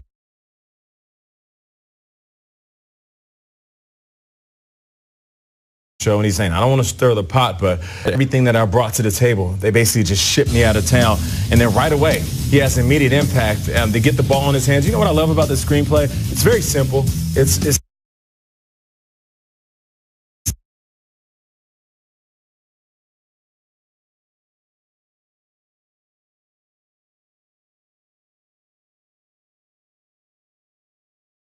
makes it an 80-yard catch. And just a little factoid for you as they take on the Cowboys this weekend. I mean, look at this. It's stupid. He's breakdancing against the secondary. Golden Tate, last time he played the Dallas Cowboys was in week 4 of this season. He had 132 and 2 touchdowns. Already a Cowboy killer. You're right. You're absolutely right. Golden Tate, I think, is going to be a monster. Love it, the golden receiver. See how it all goes the second half of the season into January, into the playoffs, and on to the Super Bowl. The conversation I was talking about that was great was when I gave you guys like a kind of an impromptu who would you rather have, and it was, I wrote it down here, Big Ben and James Conner in Pittsburgh or Cam and McCaffrey in Carolina. I want to open that up a little bit for Whiteboard Wednesday here. The best quarterback running back duo of all time. Oh, this is so fun. That's a dream for me. Let's open it up. All time. I'm going to try to pick who Schrager's going to say. We Roger Craig in Montana over there? Yeah. All right. I'm going to go with guys that in 3 consecutive years, they won the MVP. It went MVP, MVP, MVP, but they split and they alternated. Kurt Warner and Marshall Faulk when they were with the St. Louis Rams. Tough to beat. 99, 2000, 2001. They broke every number historically and statistically. They won a Super Bowl. They got to another. And Warner gets the MVP, then Faulk gets the MVP, then Warner gets another MVP. Warner and Faulk, to me, they're the best combo at the peak powers of their game. They were the best team in football in that era.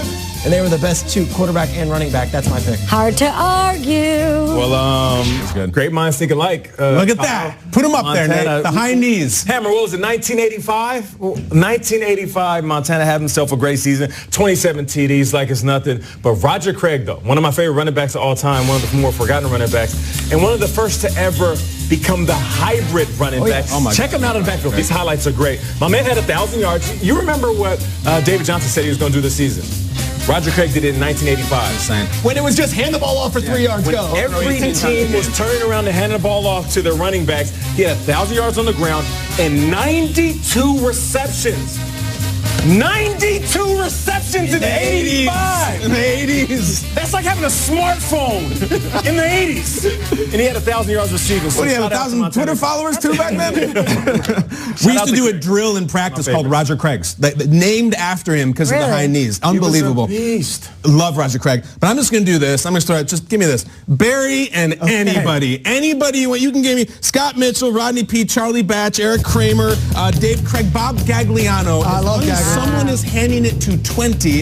I think we have the best thing going. And I remember I used to be when I was in high school. Watch Rodney there. Look out, Rodney already knows. I always used to wonder, and my friends like, what if you took number 20 and put him down in Jerry World in Texas Stadium with Larry Allen and Nate Newton and Troy Aikman? I think he would have had a 3,000-yard rushing season. I love Barry, and I love Emmett. Barry was your the guy. favorite Lions quarterback of the Barry era, though? I mean, I think it was Mitchell. Probably, He would throw to Herman Moore. He ended up going to the biggest loser, lost a ton of weight. Love Scott Mitchell. We got 2 more to go, guys. Let's get these ones in here quickly. The NFL and the Burlesons helped announce a partnership that they have with Fortnite this week. We're excited about that. I'd like to know the classic video game or just like the character in a video game that you guys think best depicts a player in the league or a storyline this season. I got this one. I'm going to keep this simple and pull from the headlines too, Adams. It's the Cowboys and Tecmo Bowl. And I'm not talking the Super Tecmo. I'm talking the OG Tecmo Bowl. 4 plays is all of you need. That up and A to Bo is basically like the run to Zeke right now. You know what's coming. You don't even have to look on your friend's controller. Up and A, that's it. Shout out Cap Bozo.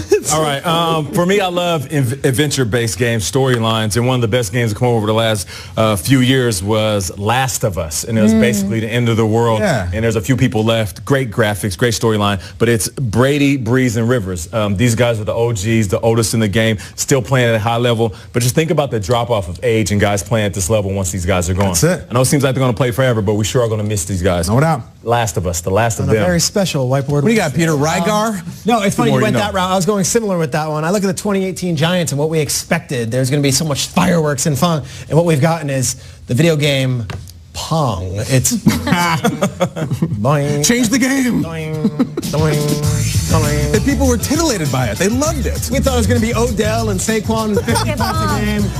It's unbelievable. Doing. When that came out, it blew everybody's mind. I don't know if it did. You can move the stick.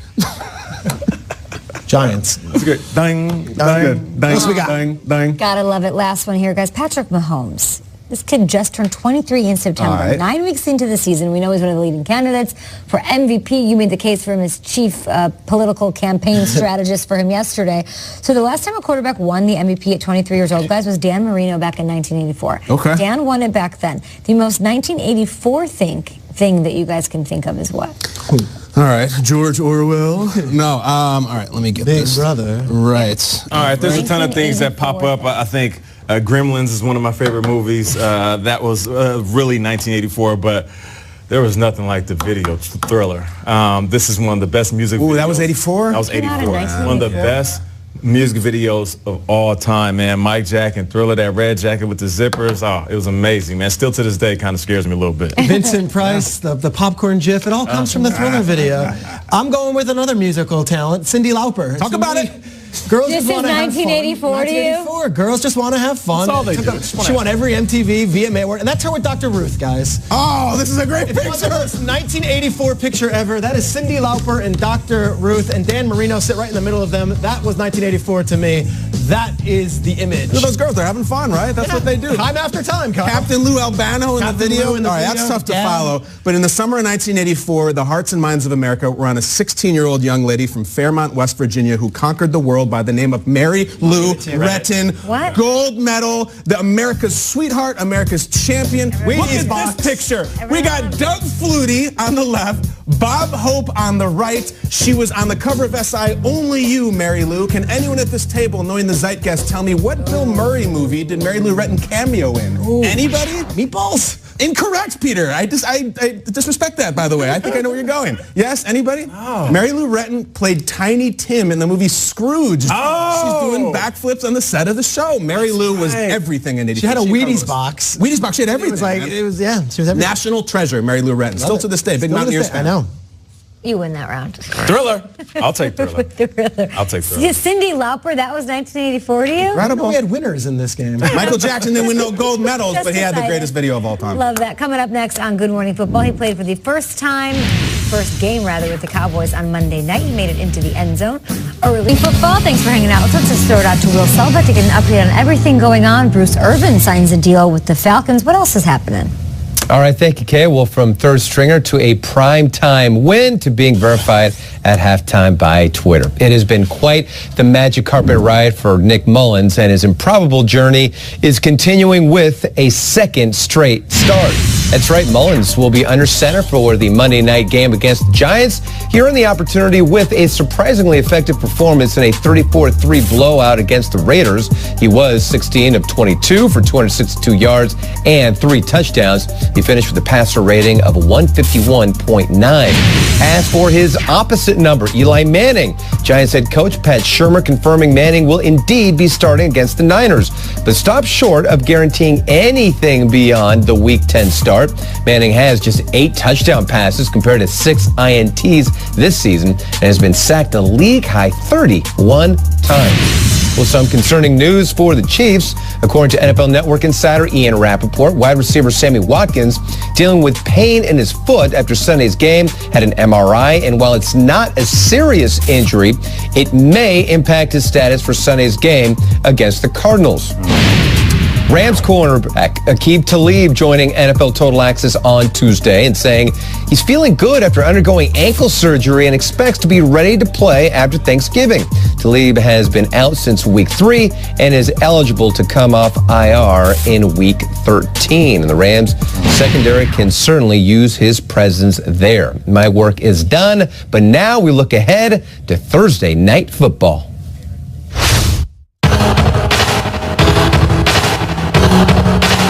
Roethlisberger in the shotgun, then gets the snap. He's back. He throws it to the right, running for the end zone. Connor, it's a touchdown for Pittsburgh. Newton throws end zone. Samuel jumps up, makes the catch. Middle of the end zone. Touchdown. Ben under center. He sneaks across the goal line. Yes, touchdown, Ben Roethlisberger.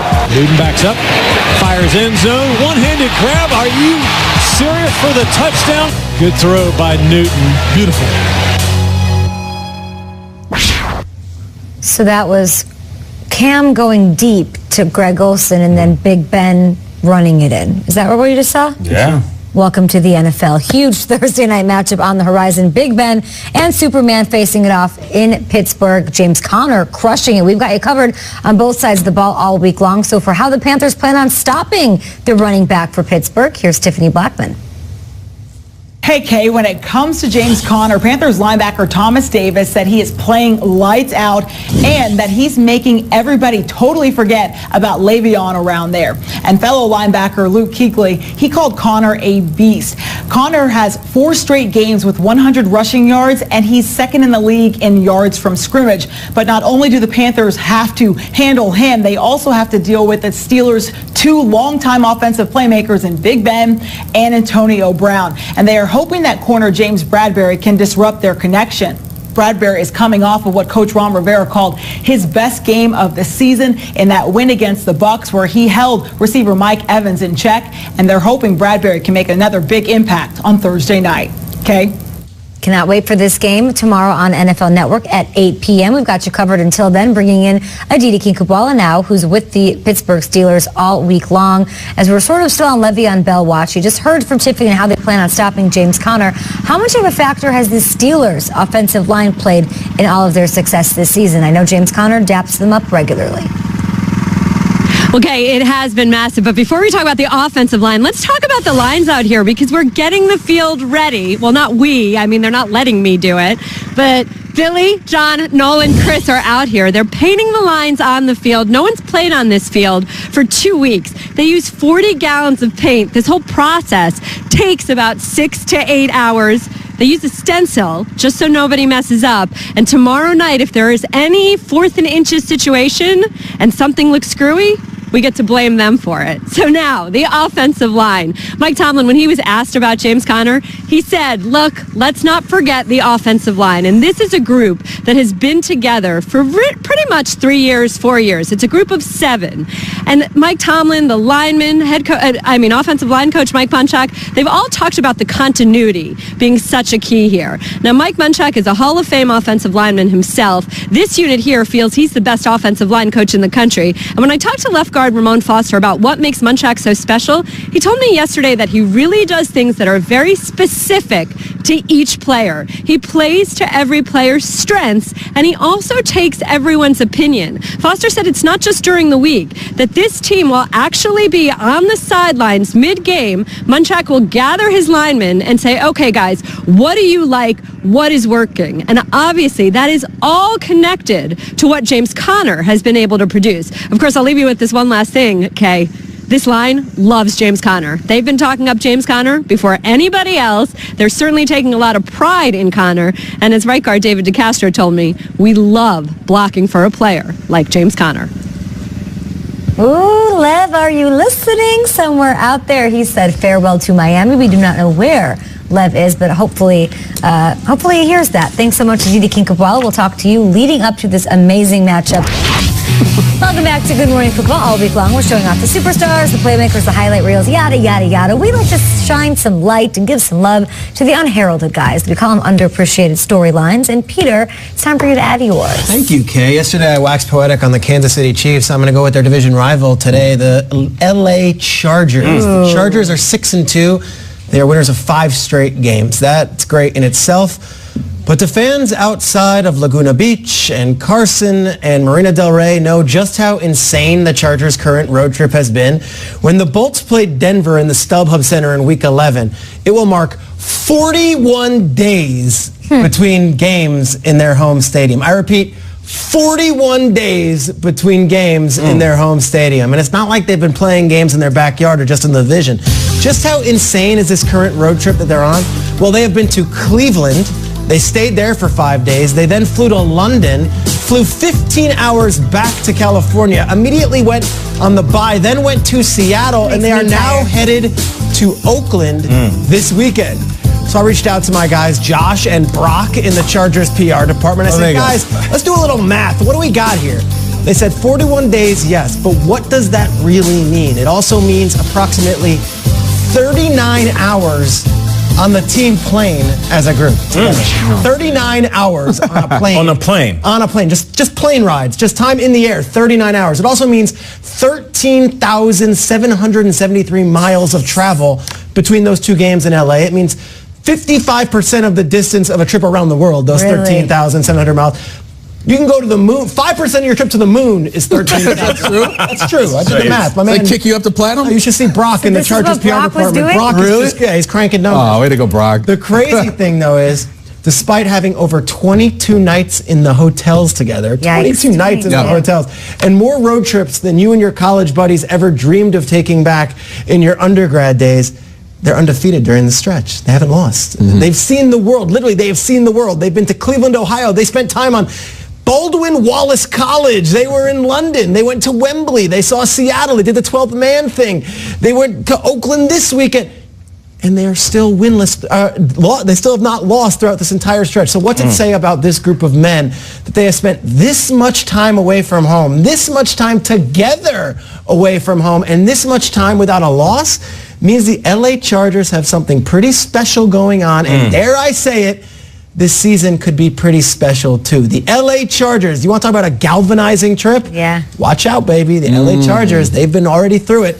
They're on their way. Special season. I feel like we've said this before. 6-2, Nate. I feel like we've been down this road before. 6-2. Not making a joke either. Isn't Rivers also commuting on top of that? Yes. So there's that travel, and I mean, that's nuts, man. 13,773 miles just on the plane that they have traveled together in the last 6 weeks. And they're balling out. And they're balling out. Shout out to the Big Dude Energy, BDE is what they always say. That's what they say, Nate. Shout out to the Chargers. Pete Nye, the science guy. Thanks for breaking it down, man. My man Brock. All right, now let's get to it. Now, we all love to see an old face in a new place, right? Khalil Mack, he's been killing it with the Bears. Kirk Cousins, he's been leading the Vikings to victory after victory. Even new coaches like Nagy and Vrabel, they have been succeeding under the spotlight in new places. But there are two players who changed rosters just last week who had a whole lot time to prepare and still were able to thrive on the field. All right, let's start off with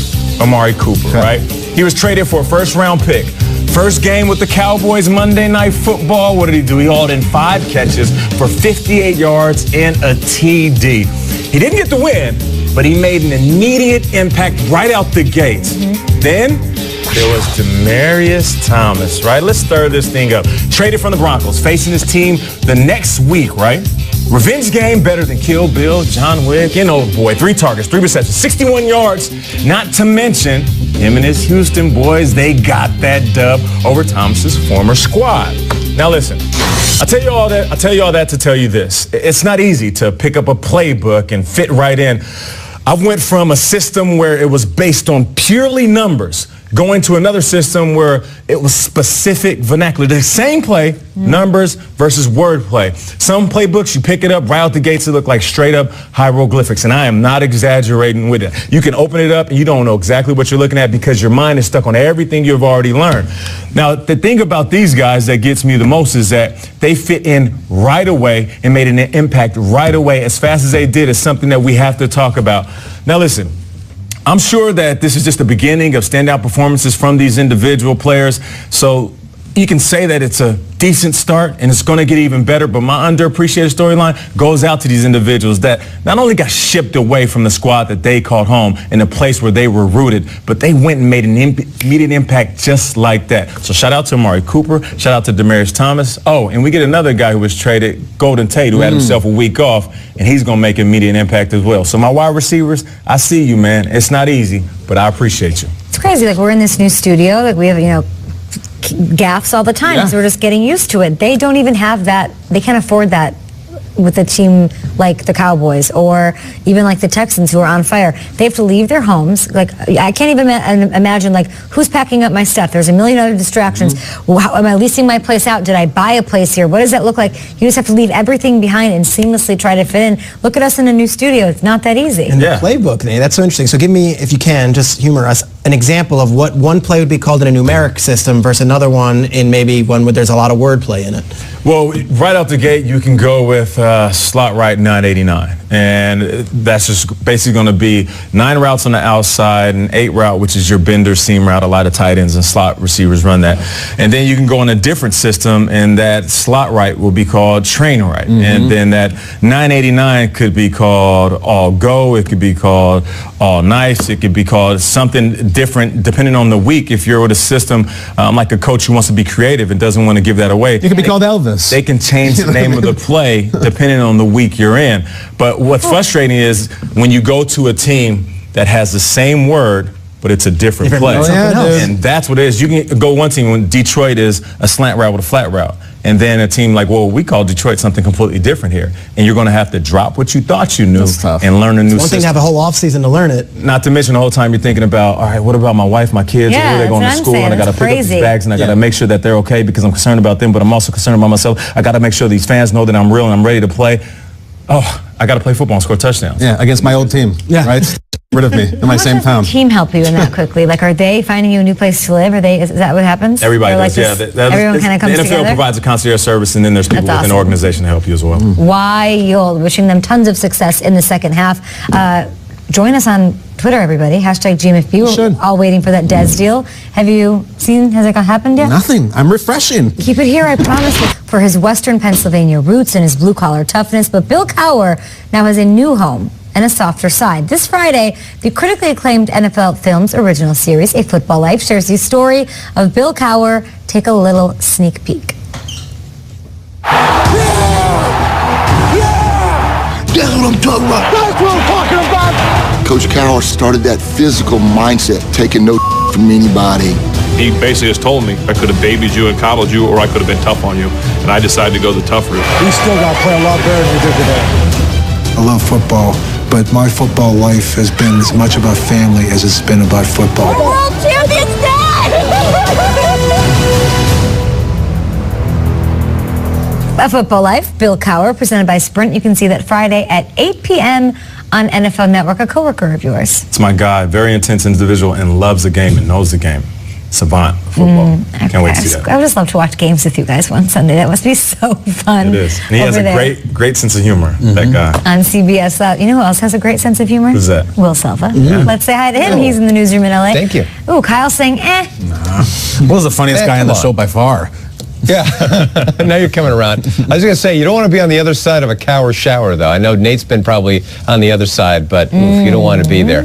You're going to need to get an umbrella. Otherwise, you like to, exactly, that comes at you. All right, while the Steelers get set to take on the Panthers on Thursday night, Pittsburgh also awaits their rival Le'Veon Bell after he sent a cryptic tweet bidding farewell to Miami, F-A-I-R-W-E-L-L. But we get what he was trying to say. He has until November 13th to either sign his franchise tender or a one-year deal with the Steelers. But according to NFL Network's Tom Pelissero, Pittsburgh could franchise tag Bell a third time in 2019, but it would come with a tag at the quarterback salary number, which would be upwards of $25 million. The Falcons needing some much-needed defensive depth after agreeing to terms with linebacker Bruce Irvin, who was waived by the Raiders on Monday. Irvin says he turned down more money from the Patriots and Steelers, but wanted to play for his hometown Falcons. Irvin was born and raised in the Atlanta area. Titan safety Kevin Byard, picking off Dak Prescott on Monday night, then paying homage to Hall of Famer Terrell Owens by running to midfield and standing on the blue star. T.O. thought the celebration was cool. The Byard's head coach, Mike Vrabel, not so much. Once the whistle blows, celebrate with a teammate, find somebody else in a Titans uniform, find a coach, and celebrate with them. But we don't need to do that. That's not what we want to do. I've talked to Kevin this morning. I'll talk to the team again tomorrow.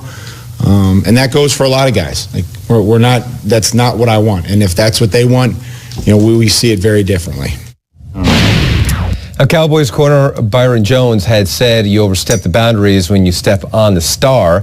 NFL Network's Tom Pelissero reporting Byard could be facing a fine there, Nate. So we'll keep people up to date. But would you have Nate and Nehemiah dance in the middle of the field on the star? It depends on the rivalry. Fortnite dance? I'd be contradicting myself if I told him not to. Of course. Listen, I played in Dallas. I scored a touchdown. I punched through the star, and Calvin Johnson stepped on the star in the end zone. But the middle of the field is a whole different ball game, though. Listen, I'm not mad at it. I'm not mad at it. Appreciate you, Will. Thanks for dropping those jewels on us like you always do. All right, now listen, Steve Sarkisian. He's taken a lot of heat over the past year, and I got to be honest, I was one of those guys. But the Falcons, they're rolling right now, and thanks to a large part of that explosive offense, they're 3 straight wins, including a blowout of the Redskins in their top 5 defense on Sunday. So this is what we're going to do. I'm going to help you out and break down this video, true view video style, how Sark is smelling blood in the waters and using that creativity. Here we go. We got Calvin Ridley running a little slant route. You see Sanu up there. They say it's a pick play, but not really, though. He just runs a delayed seam route, and you see Calvin Ridley catch that ball and come out the back door just like a dog trying to sneak out the back of the house. It's a beautiful play because you want to catch this slant and get underneath quickly, and you'll see him catch with his hands, and he's looking right to the corner of that end zone. He's not looking at the safety. He's not getting upfield. You don't want to go north and south. You want to basically beat the defender to the pylon, and that's what makes him special. This young man can catch the ball with his hands, run good routes, explode, and get those yards at the catch.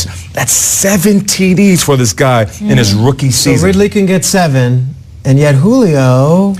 I'm glad you brought that up, Strags. Let's break this down. A 2-for-1 special in the True View video. Here's Julio Jones. You want to get your guy started, right? They say if he's that good, if he's that big, that strong, put it in his hands early, and they do on a screen route. A great block by his lineman, Matthews. He knocks Josh Norman clean on his backside. Watch this again. Get the ball in his hands right now. Julio, he's going to turn upfield. That is parting the Red Sea right there. Just literally. angry runs. Yeah, literally parting the Red Skin Sea. That was right. It's on the angry runs both ways, right? You get your offensive lineman coming out, getting a great block, kicking out that guy. And it's a joy when you're running a route as a wide receiver, which is basically simple.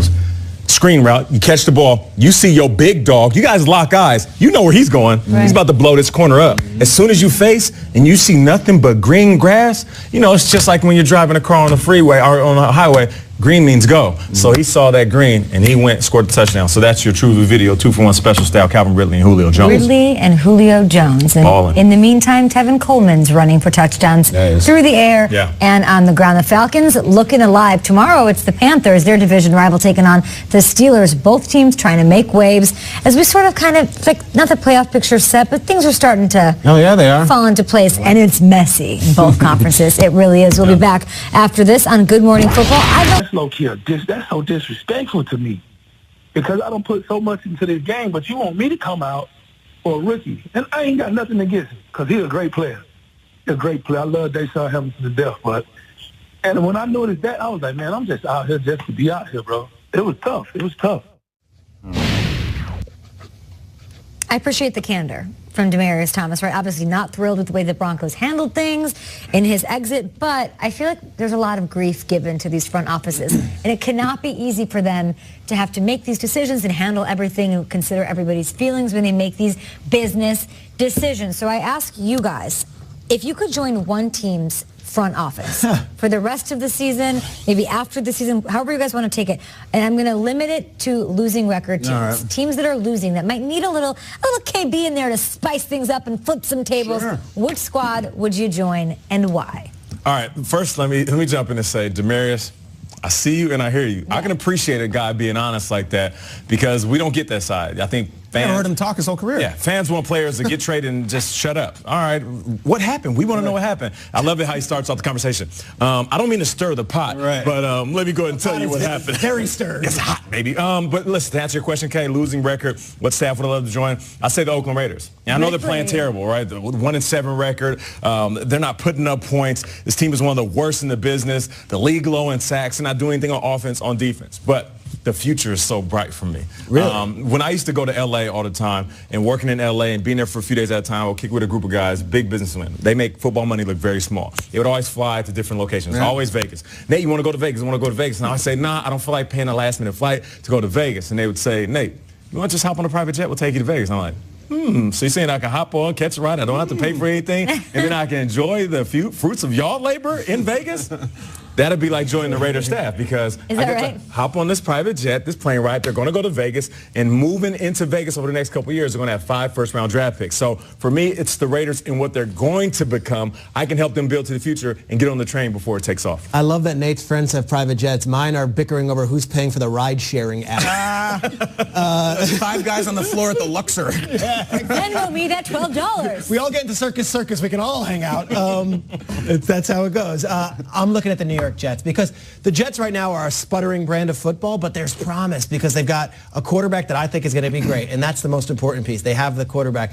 They have a guy in Jamal Adams who I think is going to be an all-pro safety, and they've got a guy in Leonard Williams who I think is an all-pro defensive tackle. So you have 3 pillars, and you have $100 million in salary cap space next offseason. So best city in the world. I'll put it up there, the Jets, the New York market. When they're good, nothing's going to be better. I would love to lend a hand and start helping, saying, hey, here's some offensive players that can make a difference. Maybe we move on from this guy. Maybe we bring this guy into the coaching staff. I think the Jets have a lot of promise. The nut is there. Yeah. I'd love to be there to see it. I'm going to Texas. I'm going to Dallas. I'm going to shoot my shot. I'm going to go in there and I'm going to say, first of all, let's talk about the image.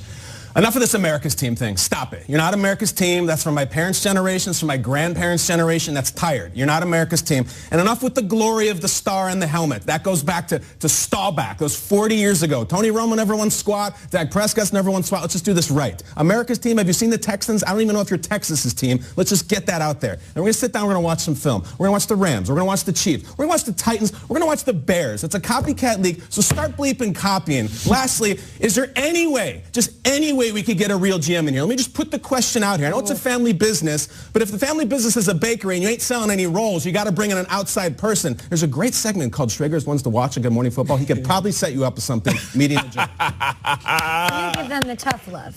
I'd have to do it. But these two chose theirs based off the promise of the team. Yeah. You see that in them, right? Oh, hell yes. That's why I want to get there. Great players. Yes. They got great players. I took this from a different perspective.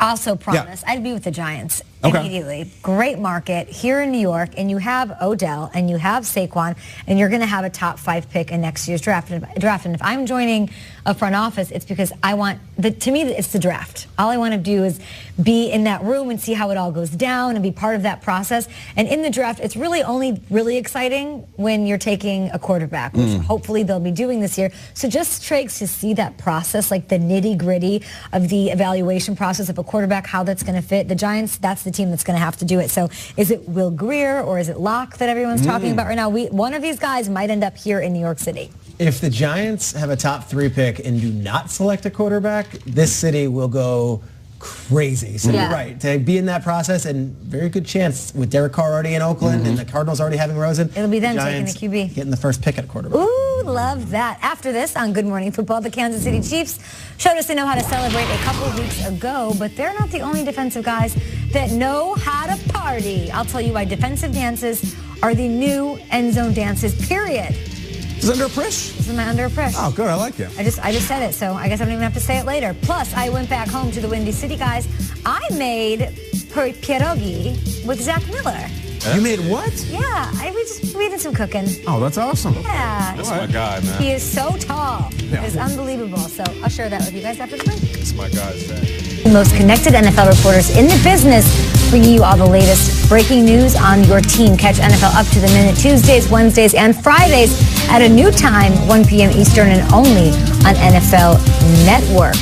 All right, I'm looking at my Twitter feed. What do you got? But people are loving my Thor is Greg Olsen. Okay. It was too easy, though, right? No, he does look like Thor. That's great. We're comparing superheroes to the players squaring off on Thursday Night Action, of course. You can tweet us what you think at #GMFP. What was yours? Graham Gano. He's Aquaman. Very specialized skill set, but important. And yours? Professor X is Mike Tomlin. I feel like there's a lot of things going on there, and one guy is keeping him on the tracks. Cam the Superman and? James Conner was Punisher. Ooh. Yeah.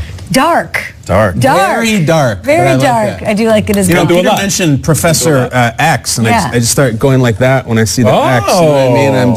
I'm wondering if there's any players who do that. Might be on a team now, and I got nothing. What do you think, though? Like, and honestly, with Dez, what do you got? What if they offered him a low ball offer? All right. What if they said $1 million? Okay, $1 million. Vet minimum, right? Vet minimum. Right.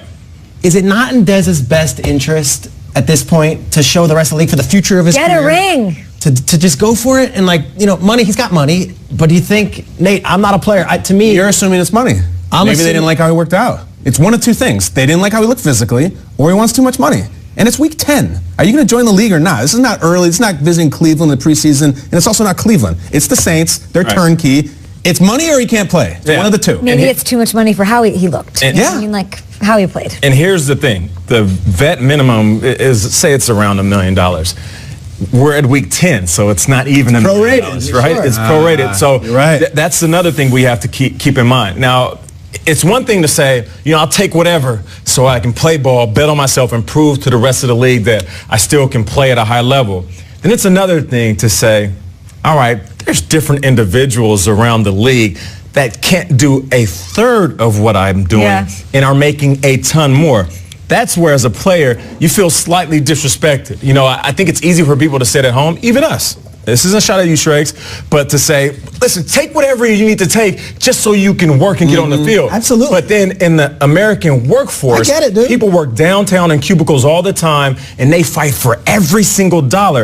It doesn't matter how much a guy's made in the past. If you feel like he's worth a certain amount of money, I can't necessarily knock him for holding out. And this is all, speculation. But I feel like the team in Dez, they're just waiting on themselves to make sure it's a perfect fit. Browns, the Ravens talk, at some point, Dez Bryant, if you want to be in this league, money can't be an issue. Sign the deal and let's go. And I've said this and I'll say it again. 1 year out the league, it's tough to get back in. 2 years out the league, odds are stacked against you. 3 years, you will not play again in the NFL. So just the longer you wait, the harder it is. That's all I'm saying. Powerful stuff, Nate. On the field, man. On the topic of #power, guess what it's time for? The NFL Power Rankings presented by the U.S. Army. Nate is flipping tables. He's fired up, and we love that on a Wednesday. Guys, let's go through it. It's election week. Let's do presidents with facial hair in the James Garfield edition. The Raiders are 32, Bills 31, 30. That's kind of dismal. We don't want to let's get out of here and see some better teams. John Quincy Adams, number 6, had a nice mustache. The Titans coming off a big winner just at 18, right above the Cowboys, who they beat. Jacksonville down at 24. It's tough to see. But let's move on up to the Martin Van Buren. MVB had a nice one, too. Bears in the top 10. Texans won 6 in a row, only at 10. Ravens on the outside looking in. The Redskins coming off a tough loss at 14. Finally, though, let's go to my man, Chester A. Arthur. What do you got, Chaz? Incredible mutton chops, mustache. The Saints, number 1. Patriots 2. Chiefs 4. Chiefs 3. Rams 4. Kind of the usual suspects with the Steelers, Panthers, Chargers, and Vikings. Let's bring in the architect of the NFL's power rankings for Week 10, and every week that is Elliot Harrison joining us on Good Morning Football this morning. Hey, Elliot. So we looked at these rankings, and we've got some questions. I will start there at the number 11 team, the Ravens. I don't want to say that it's too high. I just want you to explain why you have them as an almost top 10 squad. Yeah, people are really hard on the Ravens right now. I don't know if you guys saw that John Harbaugh was having to answer for his employment earlier this week. I saw a question on it. Look at the schedule that they played. They played the Saints, who are a top 7 team. They went to Carolina, who are a top 7 team, and then they just played Pittsburgh, who are a top 7 team. Really, the only bad game they played was Carolina. If Justin Tucker doesn't miss that kick, we're probably not having this conversation. I think as the Ravens' schedule gets easier, you're going to see a little bit better football team. I think a wild card team, which is what number 11 is, Kay. All right, Elliot, what's up, man? I don't think I sold her, Nate. Blazer brings out those blue eyes. But listen, I have to ask you this, though. I'm looking at the Saints, right? They're at the top, and I get it. They beat the Rams. I'm not mad at you for that. But you put the Patriots, who have 2 losses, over 2 teams with just 1 loss, the Chiefs and the Rams. Like, just off of pure numbers, some would say 1-loss team should be at the top of the list. Yeah, I mean, if it was the NFL standings, I would tell them, hey, go look at the standings. I'm trying not to do it.